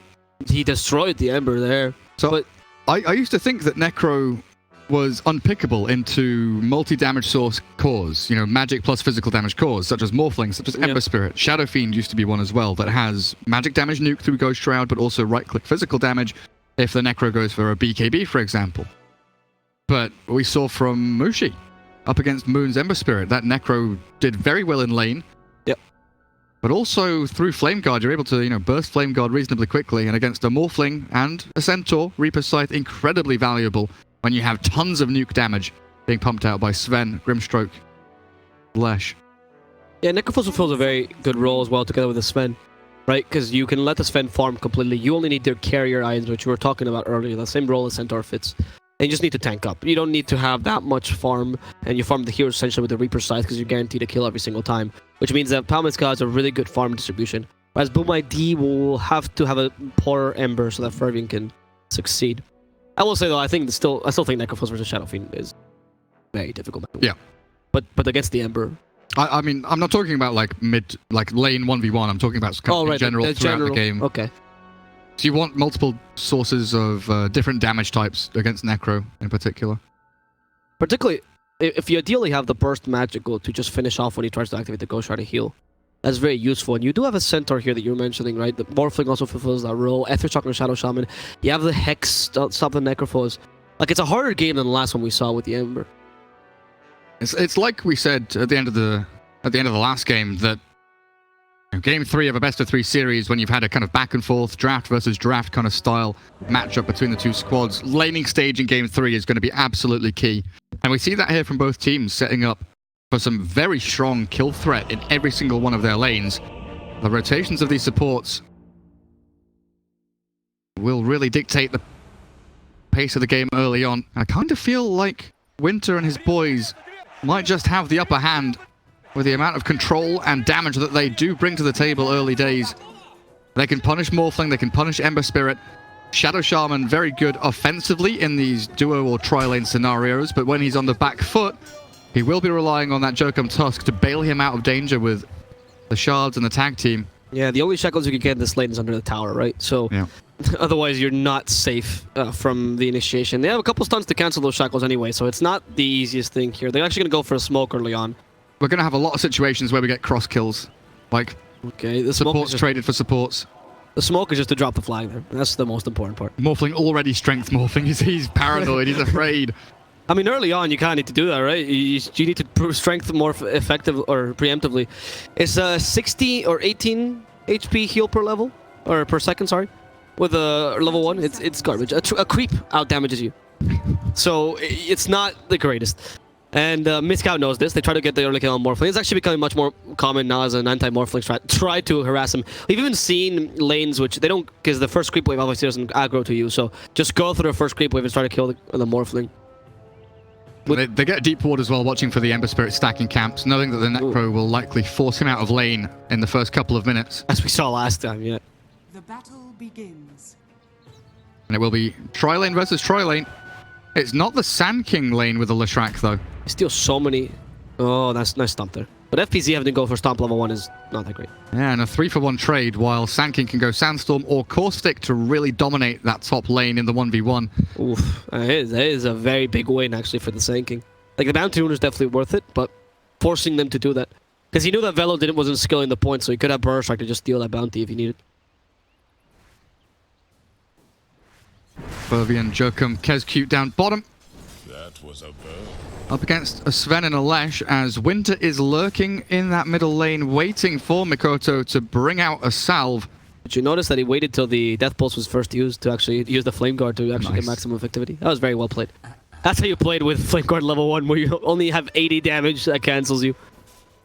Oh, Winter TP's out as the courier comes through. Good delay on the usage by the Ember Spirit, knowing that Winter is off the map, realizing that he hasn't shown anywhere. But now, the Grimstroke is spotted and seen. A very good observer ward here for the defensive tri-lane, giving them that nice sector of vision so they can see where the two supports of the Dire are playing. Denied. Using Stormhammer to try and CS? No. Shadow Shaman says no. Not in my lane. He has almost as much damage as Storm... Or actually, yeah, almost as much damage as Stormhammer. You can't match resist, he actually has more. Yeah. Ridiculous. Shadow Shaman really hits like a truck. And are they... Yeah, they're concerned. This Winter went for level 1 Stroke of Fate, which is not the best ways for initiation, but is the best for harassment. It allows Sven and Leshrac to catch up. Like, it's the Sven, Stormhammer, into Split Earth that's the real combo. Yep, and once you get level 2, you have the Ink Soul ready for the Sven to, you know, stack the stuns as much as you can. Or chain the stuns, sorry, as much as he wants to. So a slight lead for the bottom lane. Morphling farming slightly better than the Sven. And the Radiant supports force the Grim and the Lesh to split directions. Keeping them at bay for now. What I'm liking here is Fervian actually is being left to solo experience, essentially, because the supports are far away, distracting the enemy supports. And that means Fervian gets a relatively quick level 3, which is super important in the Morphling. So you actually have an attribute shift that does something. Jokum could be in trouble with the Split Earth use. The combo is there, Snowball to gain some time, and the Shackles keeps this Fen in place. Fervian starts to hit, but the Ink Soul's ready. With that Ink Soul, they're going to try to turn this around. Unfortunately, though, the creeps blocked, V faded. He's not going to be able to get a kill against the Morphling. And he's got Salve to fall back on here. So the two Radiant supports, you know, they don't have Salves, they don't have that burst regen. They are going to be stuck in this kind of awkward position where they can't make a play, being too low HP to actually be the aggressor. So it's going to come down to that Morphling trying to tank any kind of initiation the Dire makes from here on out as he follows the creep wave up. Mid lane, Necro. 17-3 against the 15-2 of the Ember Spirit. Still very even, but nothing to say. Will start to ramp up quickly once he gets to level 5, level 6. Dealing a lot of damage to that Ember Spirit, while up at top lane, I've seen FBZ really just bide his time. He was waiting for so long. Gets the Ring of Health at long last, so he can maybe come back a little bit into this lane. Velo did go for the level 1 Caustic, followed by the Burrow Strike, and then back into the 2 points of Sandstorm as Pelosin bottom. Grabbed up by the Shadow Shaman and the Tusk. Thanks and have fun. I love that you have the Keep 2-0 announcer. Just for the first blood, essentially. Well, so that lane's actually working the way of Boom ID. They got a quick level 3 on Morphling. Well, I say quick, relatively quick for a tri-lane. Morphling is winning in terms of last hits. You got the first blood. What else do you want, you know? The early harassment that you're supposed to put on the Morphling is just not coming out for these guys. They haven't been able to find the angle here. I wonder if both top laners just look to kind of wave cut now. Velo has a bottle, FBZ with the Ring of Health, so they both have regen going for them. Looks like Velo just trying to drag into creep camps. Yeah, so he is kind of cutting the waves, utilizing that Sandstorm real nicely. Bottom lane, they catch Pulse, and they only have Tag Team and Snowball. They don't even need Ice Shards just yet. So it's just a slow from Tag Team that's getting these kills, and of course KezCute really helping out with potential Shackles Aftershock. Middle lane, by the way, is, I mean, not even, but it's more even than last time we saw it. Yeah, it is. But Necro's still getting that advantage. Double null plus the wand. Ember Spirit going for that bottle, but Different build though. You see that. Not getting Searing Chains, then going for Sleight of Fist. interesting. So you can't evade the Death Pulse unless it hits you during the Sleight of Fist, which is very difficult to calculate, right? Because you're moving so fast. The likelihood of that happening is rare. But you do get more last hits with this, and you can still farm efficiently with a Flame Guard. I wonder... Okay, he's still maxing the Flame Guard, though. Yeah, he's got to keep ahead of the Death Pulse damage, right? Yep. But I like that he went for this. Searing Chains might not be that useful. And the Sleight of Fist might help him get more last hits that he's not, deserving of, I guess. Bounty runes time. 2 for... Oh, is that a 1 for 3? It's hard to That's tell a 2 for 2. No, With the bottles being used, it always confuses me. Go the same way. Tag team is ready, and they activate before he gets stunned out with the shackles. Now tag team will still hurt quite a lot. And Fervian, it's quite fast. Ice shards reserved till the end, and that means V faded will fade away. That's Leshrac leaving the lane, coming up top to get some pulls going. It looks like a single pull, so they can pressure the tier 1. There, they TP Sven top. Realizing bottom lane, that aggro tri-lane not working out for them. A 3-0 kill deficit for Winter and the lads. It's a stampede. Oh, FPC could be in trouble here. The Bellic Edict. Aren't to hurt him quite a lot. Stampede's already been wasted. 3 heroes committed to try and kill him, though. He is still reasonably tanky. 800 HP with that Ring of Health. Regen kicking in. But they've got tons of stuns to control him up and kill him off. Tons of time as well, because that took a while. At the same time, they tried to use that Stampede to play aggressively middle. Shadow Shaman wanted to try and make a play onto that Necro, but Winter's Grimstroke was lurking in the shadows, ready to strike back if need be. So Ember Spirit, unfortunately, doesn't refill his bottle as Winter grabs the Invis rune. Will return to lane, tail between legs. Kind of sad with the way things are going now. As Necro hits level 6, close to 7, almost a full level lead here over the Ember Spirit as that mid laner. Ember is forced to... so unfortunate, the first camp you get is golems of all camps in this Radiant farming camp. Ember finally has level 6 though. Has to be careful with Reaper Scythe, but a bit better. And the top lane, they actually kill Paulson with another one of those tag team kills. Yeah, Tuscan Shadow Shaman. Very effective here. Oh, Ooh. that was very close. He was casting shackles midway. Yeah, popped the mango as well for it. Tusk, such a good rotation hero. And this is the thing, with the laning stage kind of being this dynamic shift from up to down, left to right, going around in circles, as Winter catches a glimpse of the Shadow Shaman, Inkswell connecting, trying to wait with a stroke of fate to get this Sven in on top of Polosan. It's KezQ. And it's actually the Necrophos who steals that kill, gets healing from it as well. Only 2 points of Heartstopper Aura though, but that was very well played by Winter. I was wondering why he cancelled Stroke of Fate, but I'm glad that he doubted to get the maximum effectivity out of your slows and stuns. So now they do move their lanes, MYSG+AU, to something which I thought would happen a little earlier on, but Sand King and Leshrac will pair up together. Look for the burrow down bottom onto the Morphling, but he's already got that attribute shift going. Not a kill you can really grab. Nah, he has the Morph as well, right? So he has a lot of ways to survive. And 18 one charges. That's also true. Morphing into Sand King as well as especially for the early, makes you so strong. You can morph to the Sven for the Warcry if you want to go with your team, but the Sand King gives you a lot of mid lane. Necrophos in trouble, tag team, adding a bit of damage, but hey, Necrophos is really tanky. However, no points in Ghost Shroud means this Necrophos is gonna go down. Man, these supports, this duo from Boom ID, so much. They have absolutely ruined the game for MYSG+AU. Joker maybe gets caught here. Velo, not going to go for the burrow up to the high ground. Instead, goes for the catch on the KezQ, and they'll pop him indeed. But Polosan, trapped behind enemy lines, still trying to catch the Tusk as Jokum with a snowball dodges away from danger. Mekota with the body blocks. Wow, that body block to escape. That was on point. Congratulations. I never seen mid laners don't body block their supports. They just let him die. Not worth his life. That was good, Mikoto. But yeah, really, we're looking at this 6-3 kill score. But the fact that Fervian has had a pretty comfortable laning stage down bottom. Ember Spirit, even though he has been irritated by the Necro, he's not been shut down completely, still farming reasonably well. And Necro, that death, definitely sets him back decently, but here we go, round 2. Velo with a double damage rune and the Reaper's Scythe to secure the kill. They get revenge, and it might get more. A double kill for nothing to say, and it might turn into 3. This Morphling whacking away at the Sand King. He's got a Burrow Strike. He's moved out of a Sandstorm, hit by the tower, and Morphling inside of his. Stay invis. Like I mentioned, that transforming into Sand King is huge. You get a stun out of it, a ridiculous amount of damage out of the Sandstorm. And Necrophos finally gets 1 point in Ghost Shroud, but unfortunately, it's just The new Necrophos, where you get the Heartstop aura combined with that healing, is just not as powerful. You want to max that as soon as possible, but at the same time, you need to get that early point in Ghost Shot. And that's why he died actually earlier. Top the net worth for a second. We'll see that he's still leading in net worth though. His first item seems to be a Hood of Defiance, I would say. Yeah, against Ember, Morphling, you know, this early game magic damage, you need to mitigate as much of that as possible. Yep. Hood into Force Staff and maybe finish off the pipe, honestly. And then we can see something like the Crimson Guard from Sand King if need be. Although he's got the Spirit Vessel queued up, learning from Ice's Sand King. As they go to contest the bounty runes. Velo already used Burrow Strike. Leshrac wanted bottom bounties, but found enemy heroes instead.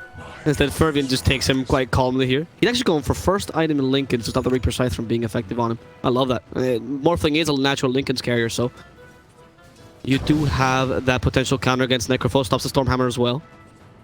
And the big difference between last game and this game, especially with the Sven in mind, is that Sven in the previous game got free farm out of the safe lane, 5-minute Midas, whereas VT Faded in this one had to build up into, you know, Treads, Magic Stick, Quelling Blade, Stout Shield to make that tri-lane really happen. So the Midas is delayed quite significantly. You know, we're looking at, what, an 11-minute Hand of Midas coming out on the Sven. So he isn't ramping up as quickly as the previous match, but it still gives them a good opportunity to hit that mid-game timing. We do have the Vanguard on the Sand King goal. We've got a mid-lane initiation. Stomp onto the Lesh. Reaper Scythe to bounce back and... Ooh, Snowball save! Wow. Jokum there, but the Sand King arrives. Quick Burrow Strike in as Pelosin falls. Leshrac down. Mikoto escapes to the northwest. Kezcute trying to dodge away from danger, but Velo has his number here with one more Burrow, one more hit, one more nothing. It's just the Death Pulse that does the trick. Yep, and Mikoto actually put one skill point to Ember Chain, so Searing Chain, sorry, just to get that kill there. This is warranted. He can evade that Stormhammer. Well played with the Sleight of Fist, but Mikoto, where's his other remnant? I wish I could just tell by clicking on it. He's gonna be okay, right? There's no, yeah, they're not even chasing after him. You know, there's a remnant there, and he has another remnant anyway. I'm gonna take this tower in the end, and Necrophos not usually a guy who can push out your tier 1 so early, but seems to be doing a good job of it. Now it can be denied, however. Then the deny range, so they have to push again. That's why they keep the Sand King here, right? Yep. To make sure they can't deny it. Tusk and he gets it anyway. Keep your Sand King here. I laugh at him. There's no way Tusk is meant to get that. No way is he allowed to get that deny. Velo was trying to make sure that no one's coming in from the northwest ramp, as Ember Spirit was kind of towing the line up there into his Ruin Bottle. Ooh, but Ember Spirit has a Spirit Vessel queued up. It's been a while since I've seen that build. Against the Necrophos, though. Yep, makes sense. Very appropriate. It's not necessarily a new thing. We've seen a couple of Embers go for this build, you know, against Alchemist, against Necro, when you need that very early Spirit Vessel and none of your other heroes can really do it. You know, Tusk pretty underfarmed, needs the Blink Dagger as soon as possible. As mid lane, Mikoto diving a little deep here, looking to cut the creep wave in between tier 1, tier 2. Winter, Pelosin, Velo, and VT Faded all in the area, but none of them can move and make him stop. They'll smoke instead down towards bot. Yeah, that's Necrophos. They think he's alone, but that smoke might turn things around. Stampede's ready if he wants to activate it. And now Stampede's used. There's the Hex. They don't want to get chained together, and they're doing a good job of it. Pelosin dividing them. Finally, the chain happens. I'm not really concerned because they can't get any double stuns there. Joka manages to evade this for now. Enjoys the Morphling. They go for Leshrac first, and Pelosin's the first to die. Has nothing to say. In trouble. He heals as much as he can by the block. Actually, by the Morphling is the one that kills him. Jesus.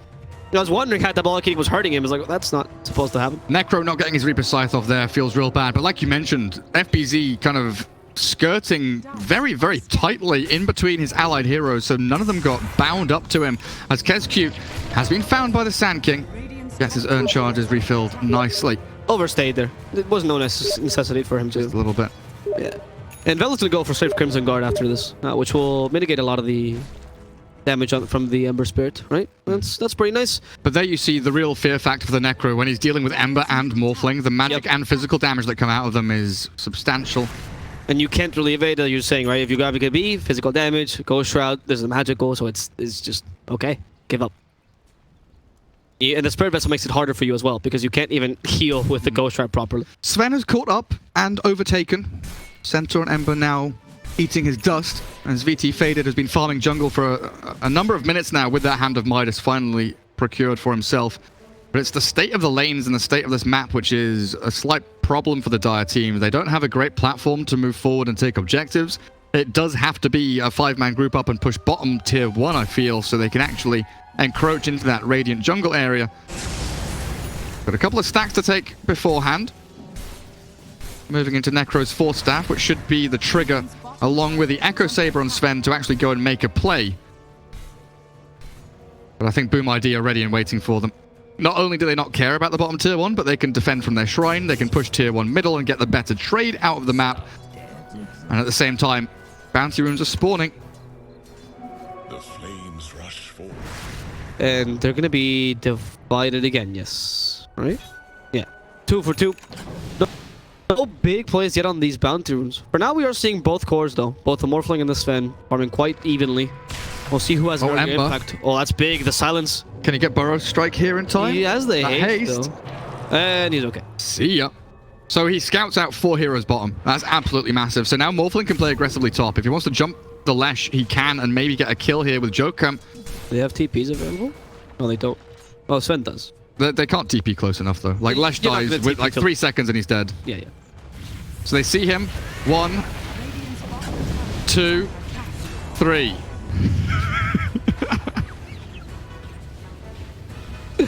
Easy counting, easy clap. That's how you do maths, guys. Pull sun down. Slowly. Yeah, that was deliberately. Deliberately. But yeah, look, tier 1 bottom, they do group up. What, 4 heroes down there. They take the tower. Top lane, yes, a free kill for the Radiant. Likely going to just plop the Serpent Wards onto the tier 2 with the catapult wave coming in. So overall, Boom ID getting the better trade across the map. And so long as they can keep that mid lane safe for the Ember Spirit. Gonna TP home and maybe Remnant back out. Where is his Remnant? It's off towards the Ancients. But yeah, tier 2 top, easy peasy. And they should come down and defend their own tier 2 with Centaur looking to set things up. Full pipe on FBZ. Hex to begin. Okay, gonna Necrophos. They do get the double silence this time. Oh, Morphling walks in. Just calmly, Fervian turns into Sven, uses the war cry. The Stampede has been also committed here. And the double Storm Arrow, the Morphlings is a bit better. The Shackle stops the Epicenter from coming out, but the Sven start to really hurt out. And it's Fervian just trying to kill a single hero, unable to deal enough damage. Everyone in Palmascow is still alive. And they just managed to kill a Centaur, the main initiator. They force Boom ID away. They defend the tier 2. Feels good, man. I'm surprised that only 1 hero dies in that fight, to be perfectly honest with you. That could have been a long, protracted team fight. That could have ended with 10 heroes dying. But Soulbind, nicely tanked up. Make sure that it doesn't hit the Morphling or the Ember Spirit, which are the 2 most important heroes. Makoto, unfortunately, with no Spirit Vessel charges, didn't feel comfortable committing with Remnants to go in for that jump onto the Necro. And Morphling, with that Lincoln Sphere, doesn't really have the damage output required. It is still a waiting game for Boom ID, whereas for this winter stack, they are the ones that have the onus on them. They need to be applying this pressure, finding kills, and not dying, as Morphling will look towards the Sand King. Hello? There's the Shackles. Okay, that's very long range. Does he have Aetherlens? Yes, he does. But Velo has the Vanguard, so he's perfectly fine. Interesting. Top alone. Huh? He's going to hold chains here to make sure he can't... Oh, TP's on CD. So this is just going to be a collapse in on top of the Sven with the Centaur and Tusk arriving, but equally TPs, the rainbow of them, Radiant scan, so they know the TPs are coming. Sand King and Lesh are trying to catch on the Ember. Centaur and Tusk, Walrus punch up. Do they have the damage to finish him off? They do with the double edge. Now Pelosin and Velo. They are isolated here. They don't have the backup anymore. Sven's gone. They've come in to try and save him, but unfortunately the Save Your Buddy syndrome might put them out of business. Fervian with the Burrow Strike forward. Velo is down and out. And MYSG+AU, they are being picked off. This is real unfortunate for them. The Soulblind is good. Nothing to say. Turns with the Reaper Scythe, but the Snowball save. Beautiful once more. Shards to block off the retreat, and Pelosin trapped in the shackles. Ember diving in deeper now for the Winter Grimstroke. Not the Winter Wyvern. The Winter Grimstroke. And they get themselves 4 kills for the price of what? Nothing? Yep. God damn. Yeah. Just confirming with the fight recap. Tusk got so much out of that as well. That's the second snowball in a row that saves you from the Reaper Scythe. That Reaper Scythe has become useless.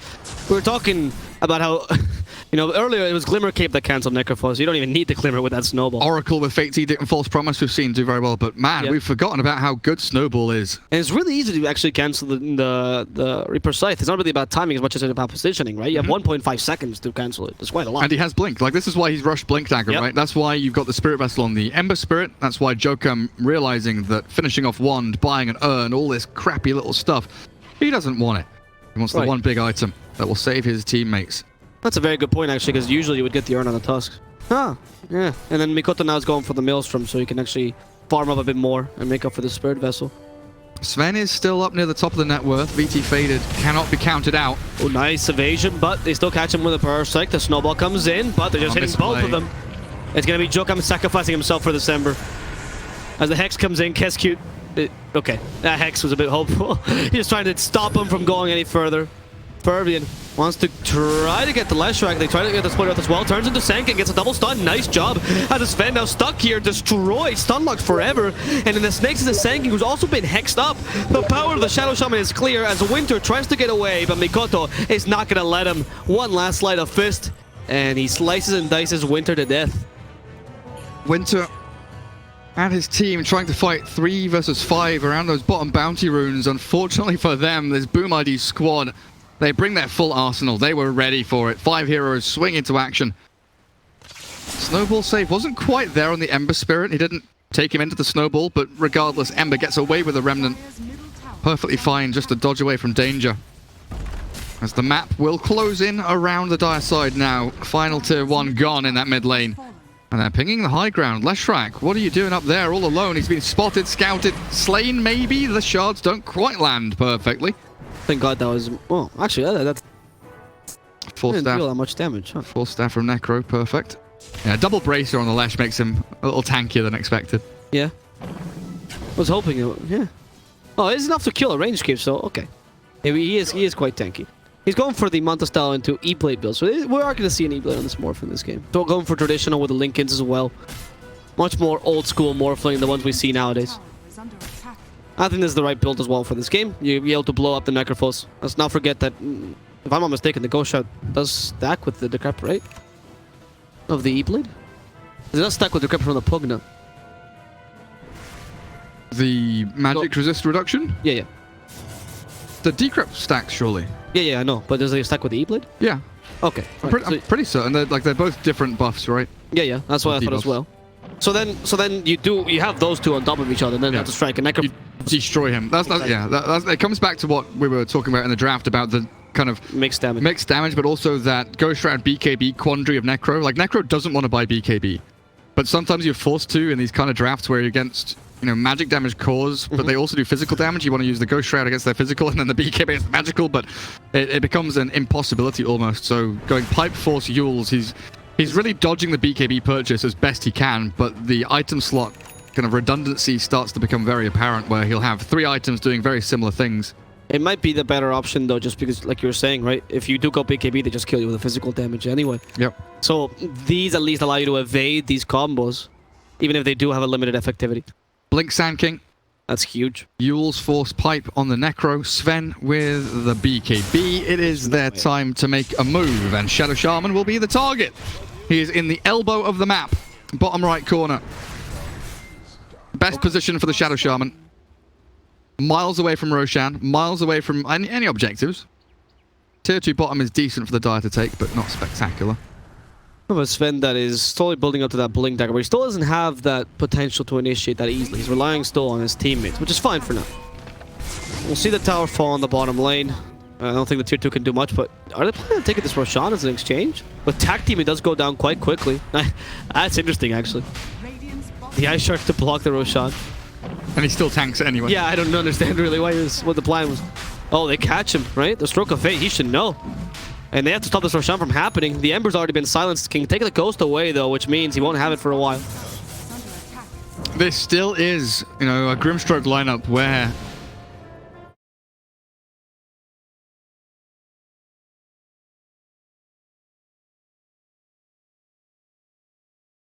mitigating or completely neutralizing those threats. Ooh, and you've got Lotus Orb up on this Centaur as well as they smoke and they play.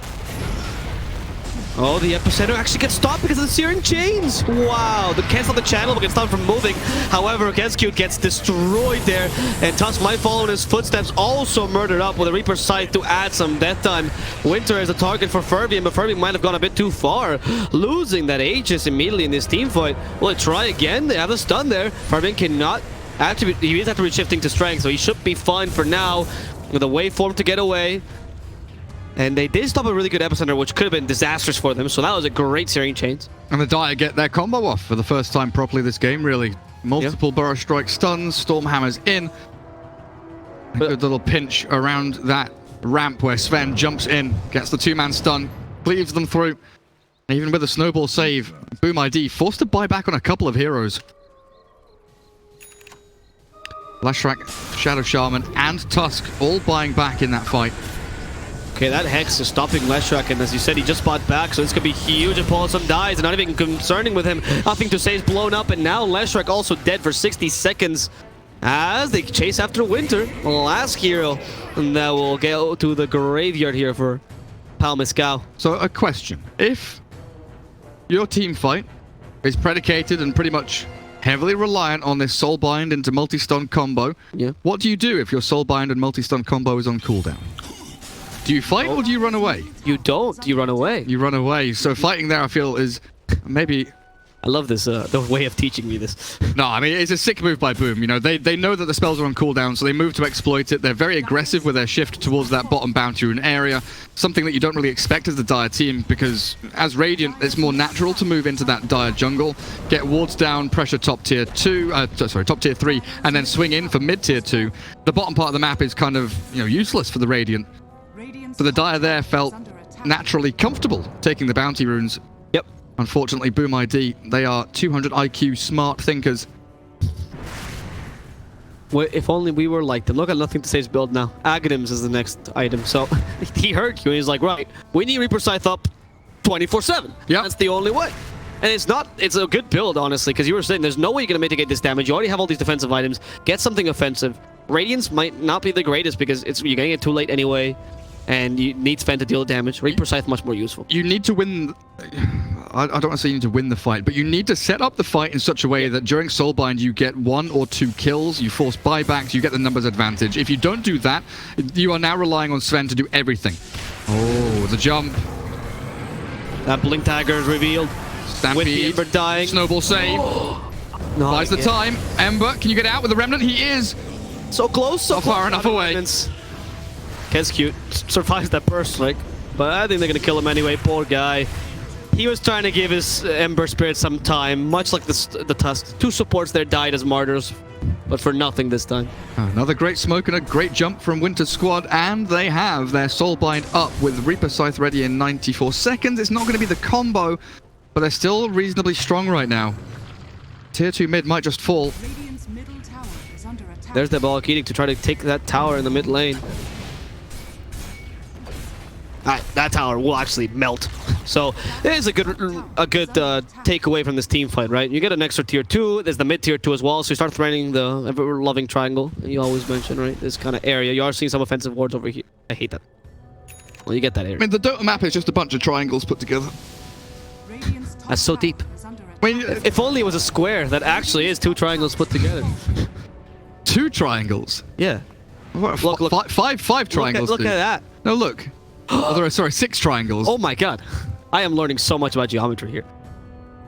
So many triangles.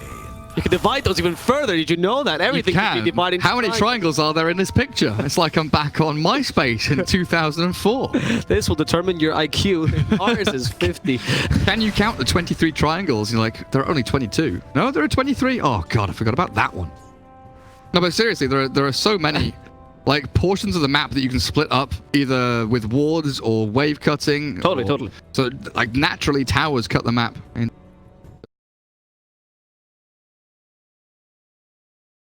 Than the older maps had. I mean, there was like a 20% increase in ramps in the new map compared to the old one. It's great. It's just so it's inclusive of everyone. Accessibility. It's very important in Dota. Right. I'm gonna see. What is this Sven doing? He's just, I'm done. I don't want that egg shit. Necrophos can take it. Right, so Sven is not going for the Bloodthorn. What do you think of this pickup? I mean, it's a way to stop the Ember and the Morphling, right? As opposed to the crit they usually would go for. Does increase your damage by quite a lot just with Crystallis, so it's not that much of a concern. Daedalus is great on Sven, obviously, but you do need that catch. Kind of lacking it for a bit to get that Ember and the Morphling really down, especially the Morphling. Yeah, it allows you to blow someone up completely. And Morphling has E-Blade though, so these are two very big items that just came out. Manta E-Blade Lincolns on the Morphling means he's a little more difficult to kill, but so the Bloodthorn, it's not just for the actual, well, I mean it is for the active, but it's not for the, okay, it's for Lincoln's popping is the easier way to explain this, right? Because you don't you don't necessarily want to waste any of your stuns to pop the Lincolns, whereas if Sven blinks, Lincoln's pops, and you've got Burrow Strike, Soulbind, Stormhammer to come in, it allows you to actually make a go onto that Morphling. All items are 0 cast point as well, so that's to be mentioned. So you do get the instantaneous Lincoln's pop as well, which allows you to actually use your other spell. Well, we've split this map into 2 triangles now. Top triangle belongs to Radiant, bottom triangle belongs to Dire Team. Yeah. And they're trying to surpass. They're not going to be oppressed by the triangle. Are they subverting the triangle? Look, look, the green player's drawing triangles on the map now. They are, because that's where they want to go. Subvert the triangles. The Illuminati. Don't be oppressed by them. Become them.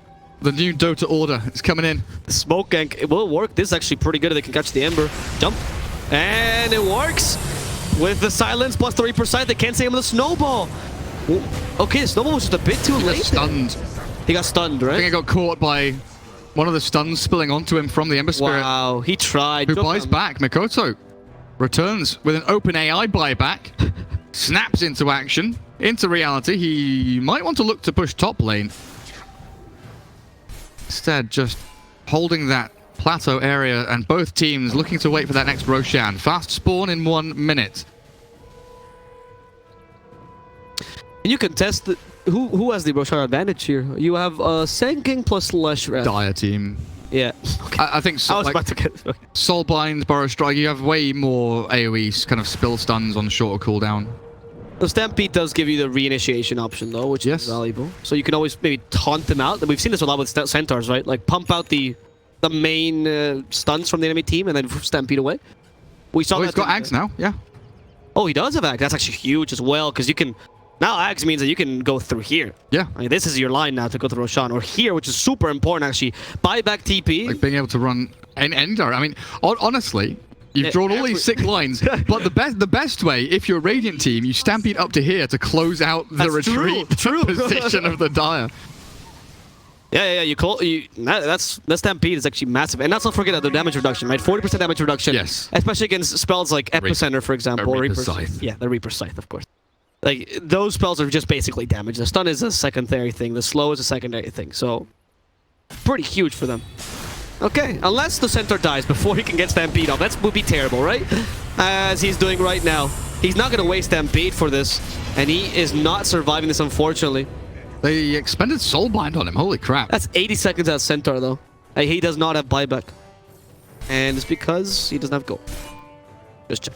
Oh, did they Soulbind the Ember Spirit mid earlier? Was that what caught the Tusk and stopped him from snowballing? You can't snowball during route. I know he got stunned. I'm not entirely sure. Because that's what happened there, is they... So I thought for a second that Winter wasted Soulbind there. I was like, why did he do it? But you Soulbind a target you're killing, so you can't have the snowball come in and save. Yeah, as soon as the leash. The Tusk blinks and he immediately gets Soulbound, can't snowball anymore. Mm-hmm. That's a very good point. So that's a really nice thing that Winter can do with that Grimstroke. Maybe that's what happened to the Ember. It was clear that he had a stun of some sort, like he was disabled of some sort. And I did think that he didn't get caught by the stun, so that could have been the Soulbind. I'm not going to confirm or deny, so that the Twitch clip on Reddit proves me wrong, right? I'll say it. That's definitely what happened. 100% guaranteed. There's the Gareth balls in the Put table. my house on it. Wow. I don't have a house. That's why he's lives in the joint Dota studios after hours. The basement, mate. You think I can afford to live in a studio? Come on. Keep you there with chains. They have the Bloodthorn on the Sven now. So that is going to add a considerable amount of damage. Now it does reduce cooldown as well, back like the oldest Bloodthorn, right? And it's cooldown 17 seconds in Orchid, 15 seconds in Bloodthorn. Not a big thing, but like, no. Or is it more, I think, on Orchid? What? The cooldown... upgrading to Bloodthorn reduces cooldown. I'm not sure, actually. It's 18 seconds to 15 seconds. Okay. So, it's actually pretty big for things like Manta style and stuff that dispel it, right? Mm-hmm. Like, having that extra... It does really add up. And it used to be the case when it was first released, which is why a lot of pros started getting Bloodthorn. And it was like the most OP item. And then they thought, that's too OP, let's change it. But I shrugged, you know. Roshan, how long? 30 seconds? Yeah? Can you check? Oh, right, sorry. 48. I realize that you don't know, so I'm just trusting you here with your German Dota. My German client just says Roshan is respawning in. Yeah. There's Morphling going in. Okay, this is a bit dangerous, but Morphling actually gets saved by a Glimmer Cape, and the Ember stops part of this initiation. Now with the Stampede. Stampede not too well used, as the Soulbind's ready with a double silence as well, double Stormhammer, and the Epicenter comes in, but the Snowball stops a lot of this damage. However, now that they're not together, they have to get away. Fervian needs to get away and start attacking the Sven with the Bloodthorn on himself. He's gonna die. He actually that bounced back as of the Lotus Orb, and now a double Searing Chains with another beautiful burst like by Fervian, who's become that Sanking multiple times, absolutely annihilating the enemy team's team fight. That's gonna be an absolute domination by BoomID. They can't take 4 heroes in the process and just pick 5 actually, because Winterpie's back. Yeah, Winterpie's back. TP to Shrine. He's like, I can't join this fight in time, so he's gonna grab a bounty rune. He'll be all right with that. Burrow strikes MVP of that fight though. Velo absolutely sick with his burrows in, burrows out. Nice Soulbind with the Reaper Scythe, but the Snowball again saving, rolling into the targets they need to, finds the Necro on the back end of the team fight, and they clear through with this Ember and Morphling rejoining the battle. With the maneuverability that they've got, you do need to try and catch one or the other. You can't focus and dump your spells onto the Centaur, onto the Shadow Shaman, because Centaur's not an easy kill to grab. He's got that Stampede, he's got the Pipe and the Lotus Orb. He is incredibly difficult to bring down. A good setup around that Shrine from the Radiant side, even with Dire Vision on the high ground. Dire with the kind of vision advantage of the Radiant still bring all the pieces of the puzzle to the table, and they put it together real nice. And that's Roshan, Aegis, and Cheese for them. I love the Lotus Orb pickup, by the way, on Centaur, as a way to dispel the silences on the Morphling, and also return Reaper Scythe ideally, right? With the Manta style, it makes it super difficult to actually use the Bloodthorn effectively, so good on you, FPZ. And the extra armor never goes as array on the Centaur. He does lack that. His agility gain is abysmal, with only 1 per levels of terrible agility gain. And Ember Spirit with that BKB, of course, showing it off in the team fight. His 10-second BKB. He got some fantastic Searing Chains as well. Yeah. 2 Searing Chains there that were crucial at stopping the initiation. And the fact that Searing Chains actually has such a low cooldown, right? And a relatively high duration with the talent makes it so it's very difficult to fight against him, because he gets like 3 or 4 in the same team fight. Stops heroes which are very dependent on mobility, like Necrophos, for example, or Sven. Like, Sven was just rooted most of that team fight. It becomes very difficult for Ulesh as well. So remind me in a minute if we can go back to that team fight and just look at the terrain they were fighting in. I just want to talk about something, but okay, we will have a fight. The smoke seems in this mid lane. Oh, we'll see. And the smoke gets revealed. Oh, we didn't get the Searing Chains in time. He tried though. They don't want to go on a DD morph. MYSG+AU? Maybe they do. And they go with a BKB Sven. They manage to destroy Jokam first. No snowball for you. That's the best way to get rid of the potential snowball save. And the Aegis, no DD. Best way to cancel is with death. However, Morphling will be back full HP now. They need to get away. Velo might be the sacrificial lamb here as they shackle him. The rest of his team leaves him to die, so... That is now Soulbind and Reaper Scythe down for quite some time, so it is a window for the Radiant team to clear up the rest of the map, keep these lanes shoved in. Top, mid, and bottom all starting to reach that Dire base. But very quickly, go across to that Northern Radiant Shrine. Dire's bottom tower is under attack. No? This? That's Dire. Oh, sorry, Northern Radiant Shrine. I'm an idiot. So in Dota 2, very often you'll find yourselves. Oh, no, come back down to bottom. We don't have time for this. We'll do it at the end of the game. It'll be fine. Okay, great. Are they just going to retreat? Are you baiting me? I've just been baited pretty hard there. Morphling just walks high ground and he's like, nah, actually. Professor Garrett just wants to explain something. Right, let's go. Right, okay, let's go. Fantastic. So. In Dota 2, I found myself for sure doing this, but also I see a lot of people asking, why did X pro player stand and fight? Why didn't they run away? Why didn't they TP? Why didn't they fall back and try and rejoin their team? Right. And when you're fighting in positions like this, if you're the Dire team and you're coming up to fight in this box, and the Radiant team are kind of swarming forwards towards you, if you're backing out into a ramp. And this is the problem that the Dire had, right? Is that they back out into a ramp, that becomes a choke point that the Radiant funnel into. and they press forwards into. And it's a problem you have if you feel that you are needing to reset or be defensive. It's why you need multiple points of attack and multiple angles that you can actually line up team fights towards and from. Okay. You don't want all of your heroes going up or down one ramp. Obviously, you're going to get multi-stunned.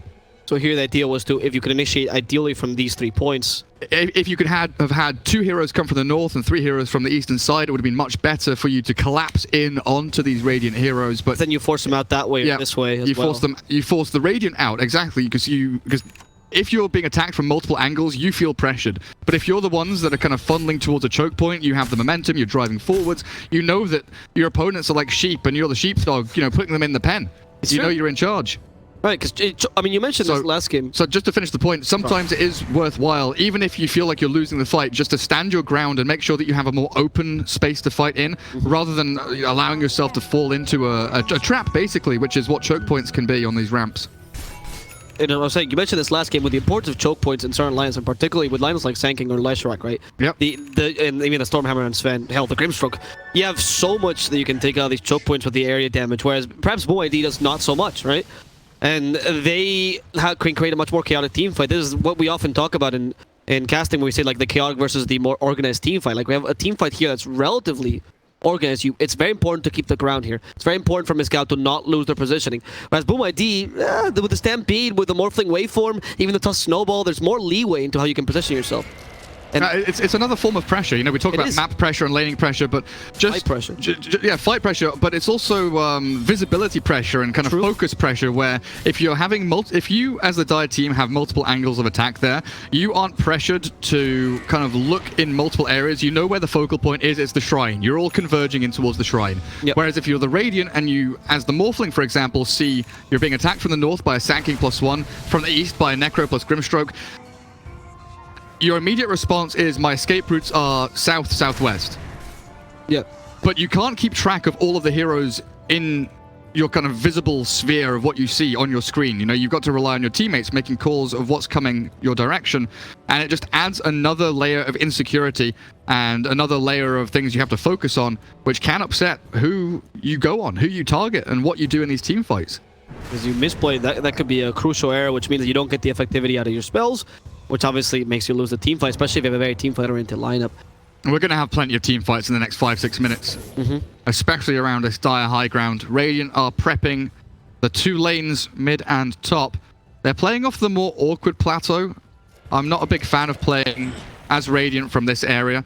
You know, we talk about it so often, but playing from the double ramps off to the eastern side, much more effective to push out mid and bot lane to get that kind of pincer attack onto the top, onto the bottom high ground. So I think that's where they should try and shift. It is true, because here you have to juke essentially around the cliff, and they can always put a ward up here to just get vision of you. Here they have to go up to this warding cliff. You have the trees as well, which help you a lot. See, I like this better where Ember can shove out the top lane and maybe rejoin back towards mid or bottom. But it looks like the fact that Leshrac has shoved that wave so hard bottom with double Cat's bolts, they don't have the option to play that bottom plateau, so they have to play the top one. That's a very good play by Paulson, though. That's something you should be doing supporting. Top lane. Holy shit. Yeah, they're destroyed. He's dead? He's not yet. He actually tries to save himself with a Ghost Shot. Reaper Sight actually comes out. Snowball. Snowball saves him, but not from the damage. Keska actually got hit. And that means he's going to go down But he's got Serpent Wards out. Yeah, he got Serpent Wards down. Sven has no buyback. Destroyed. Winter as well, feeling the wrath of the Scotty. Why is there no buyback on the Sven? He didn't save up for it. Sanking has it on cooldown. Oh my god. That is huge. Not having your Sven for this team fight, that's at least 1 lane of Rax. It could be more if they realize this. If they realize that Sven has no buyback, this could be... They know that Sanking doesn't, right? Yeah, they know that. This is the perfect time to pressure for that buyback. Ember has a Remnant in the base, so he can return to his fountain, regen back up to full, and come in again for a go on to this Necro, who has Yule's Force, but no pipe, no BKB, so they jump with the chains, and they dive in for the Morphling deep in to these tier 4s, and he blows up Winter.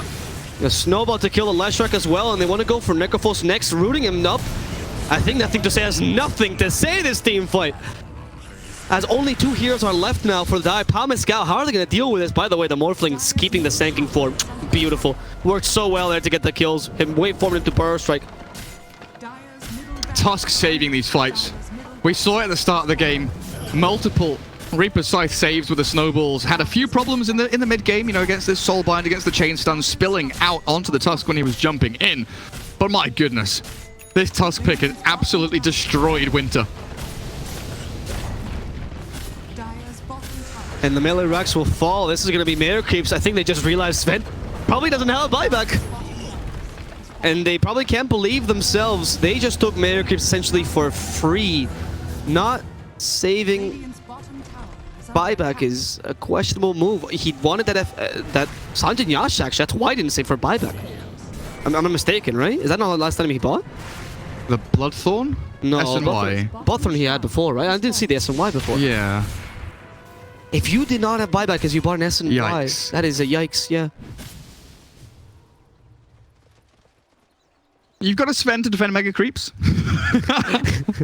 But you just lost your base in the blink of an eye. Roshan is back up as well. I'm glad you're becoming Mr. Brightside here because, gee, he's going for a Scythe of Ice next to have a bit more catch, and I think that's the right build, like coming to this point in the game, because you have to pull a miracle here, and not the hero, like a genuine Christian miracle.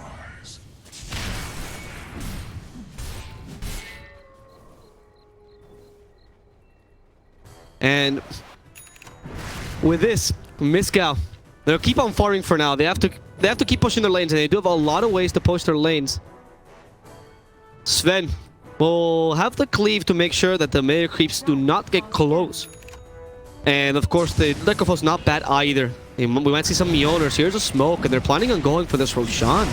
Okay, the God Strength has been used, but evaded, and the snakes! Oh, man. The Sven is stuck. Oh no, never mind, he can phase away. And they get the Aegis. Morphling just stole it. Fervian turns into Senking again, gets the double burst, gets the perma stun by the Morphling alone, and he blows up the fake Senking. He's become the real Senking. Fervian. Oh, the Reaper side double loader sort of actually turns it around, which means Necrophos is gone. Faded Dice It's Rolls. over. The GG well played is called. There's no buyback again in the Sven. He still doesn't have the gold for it. Boom ID will win this best of 3 and keep their ass in these brackets. They are not going anywhere. These Indonesians, or as many of you are calling them, Boom ID for India. They are staying in the winners brackets, fighting off against Fnatic for a chance at going to the Epicenter Major SCA Regional Qualifiers final. And that's our next series coming up. Fnatic against Boom ID.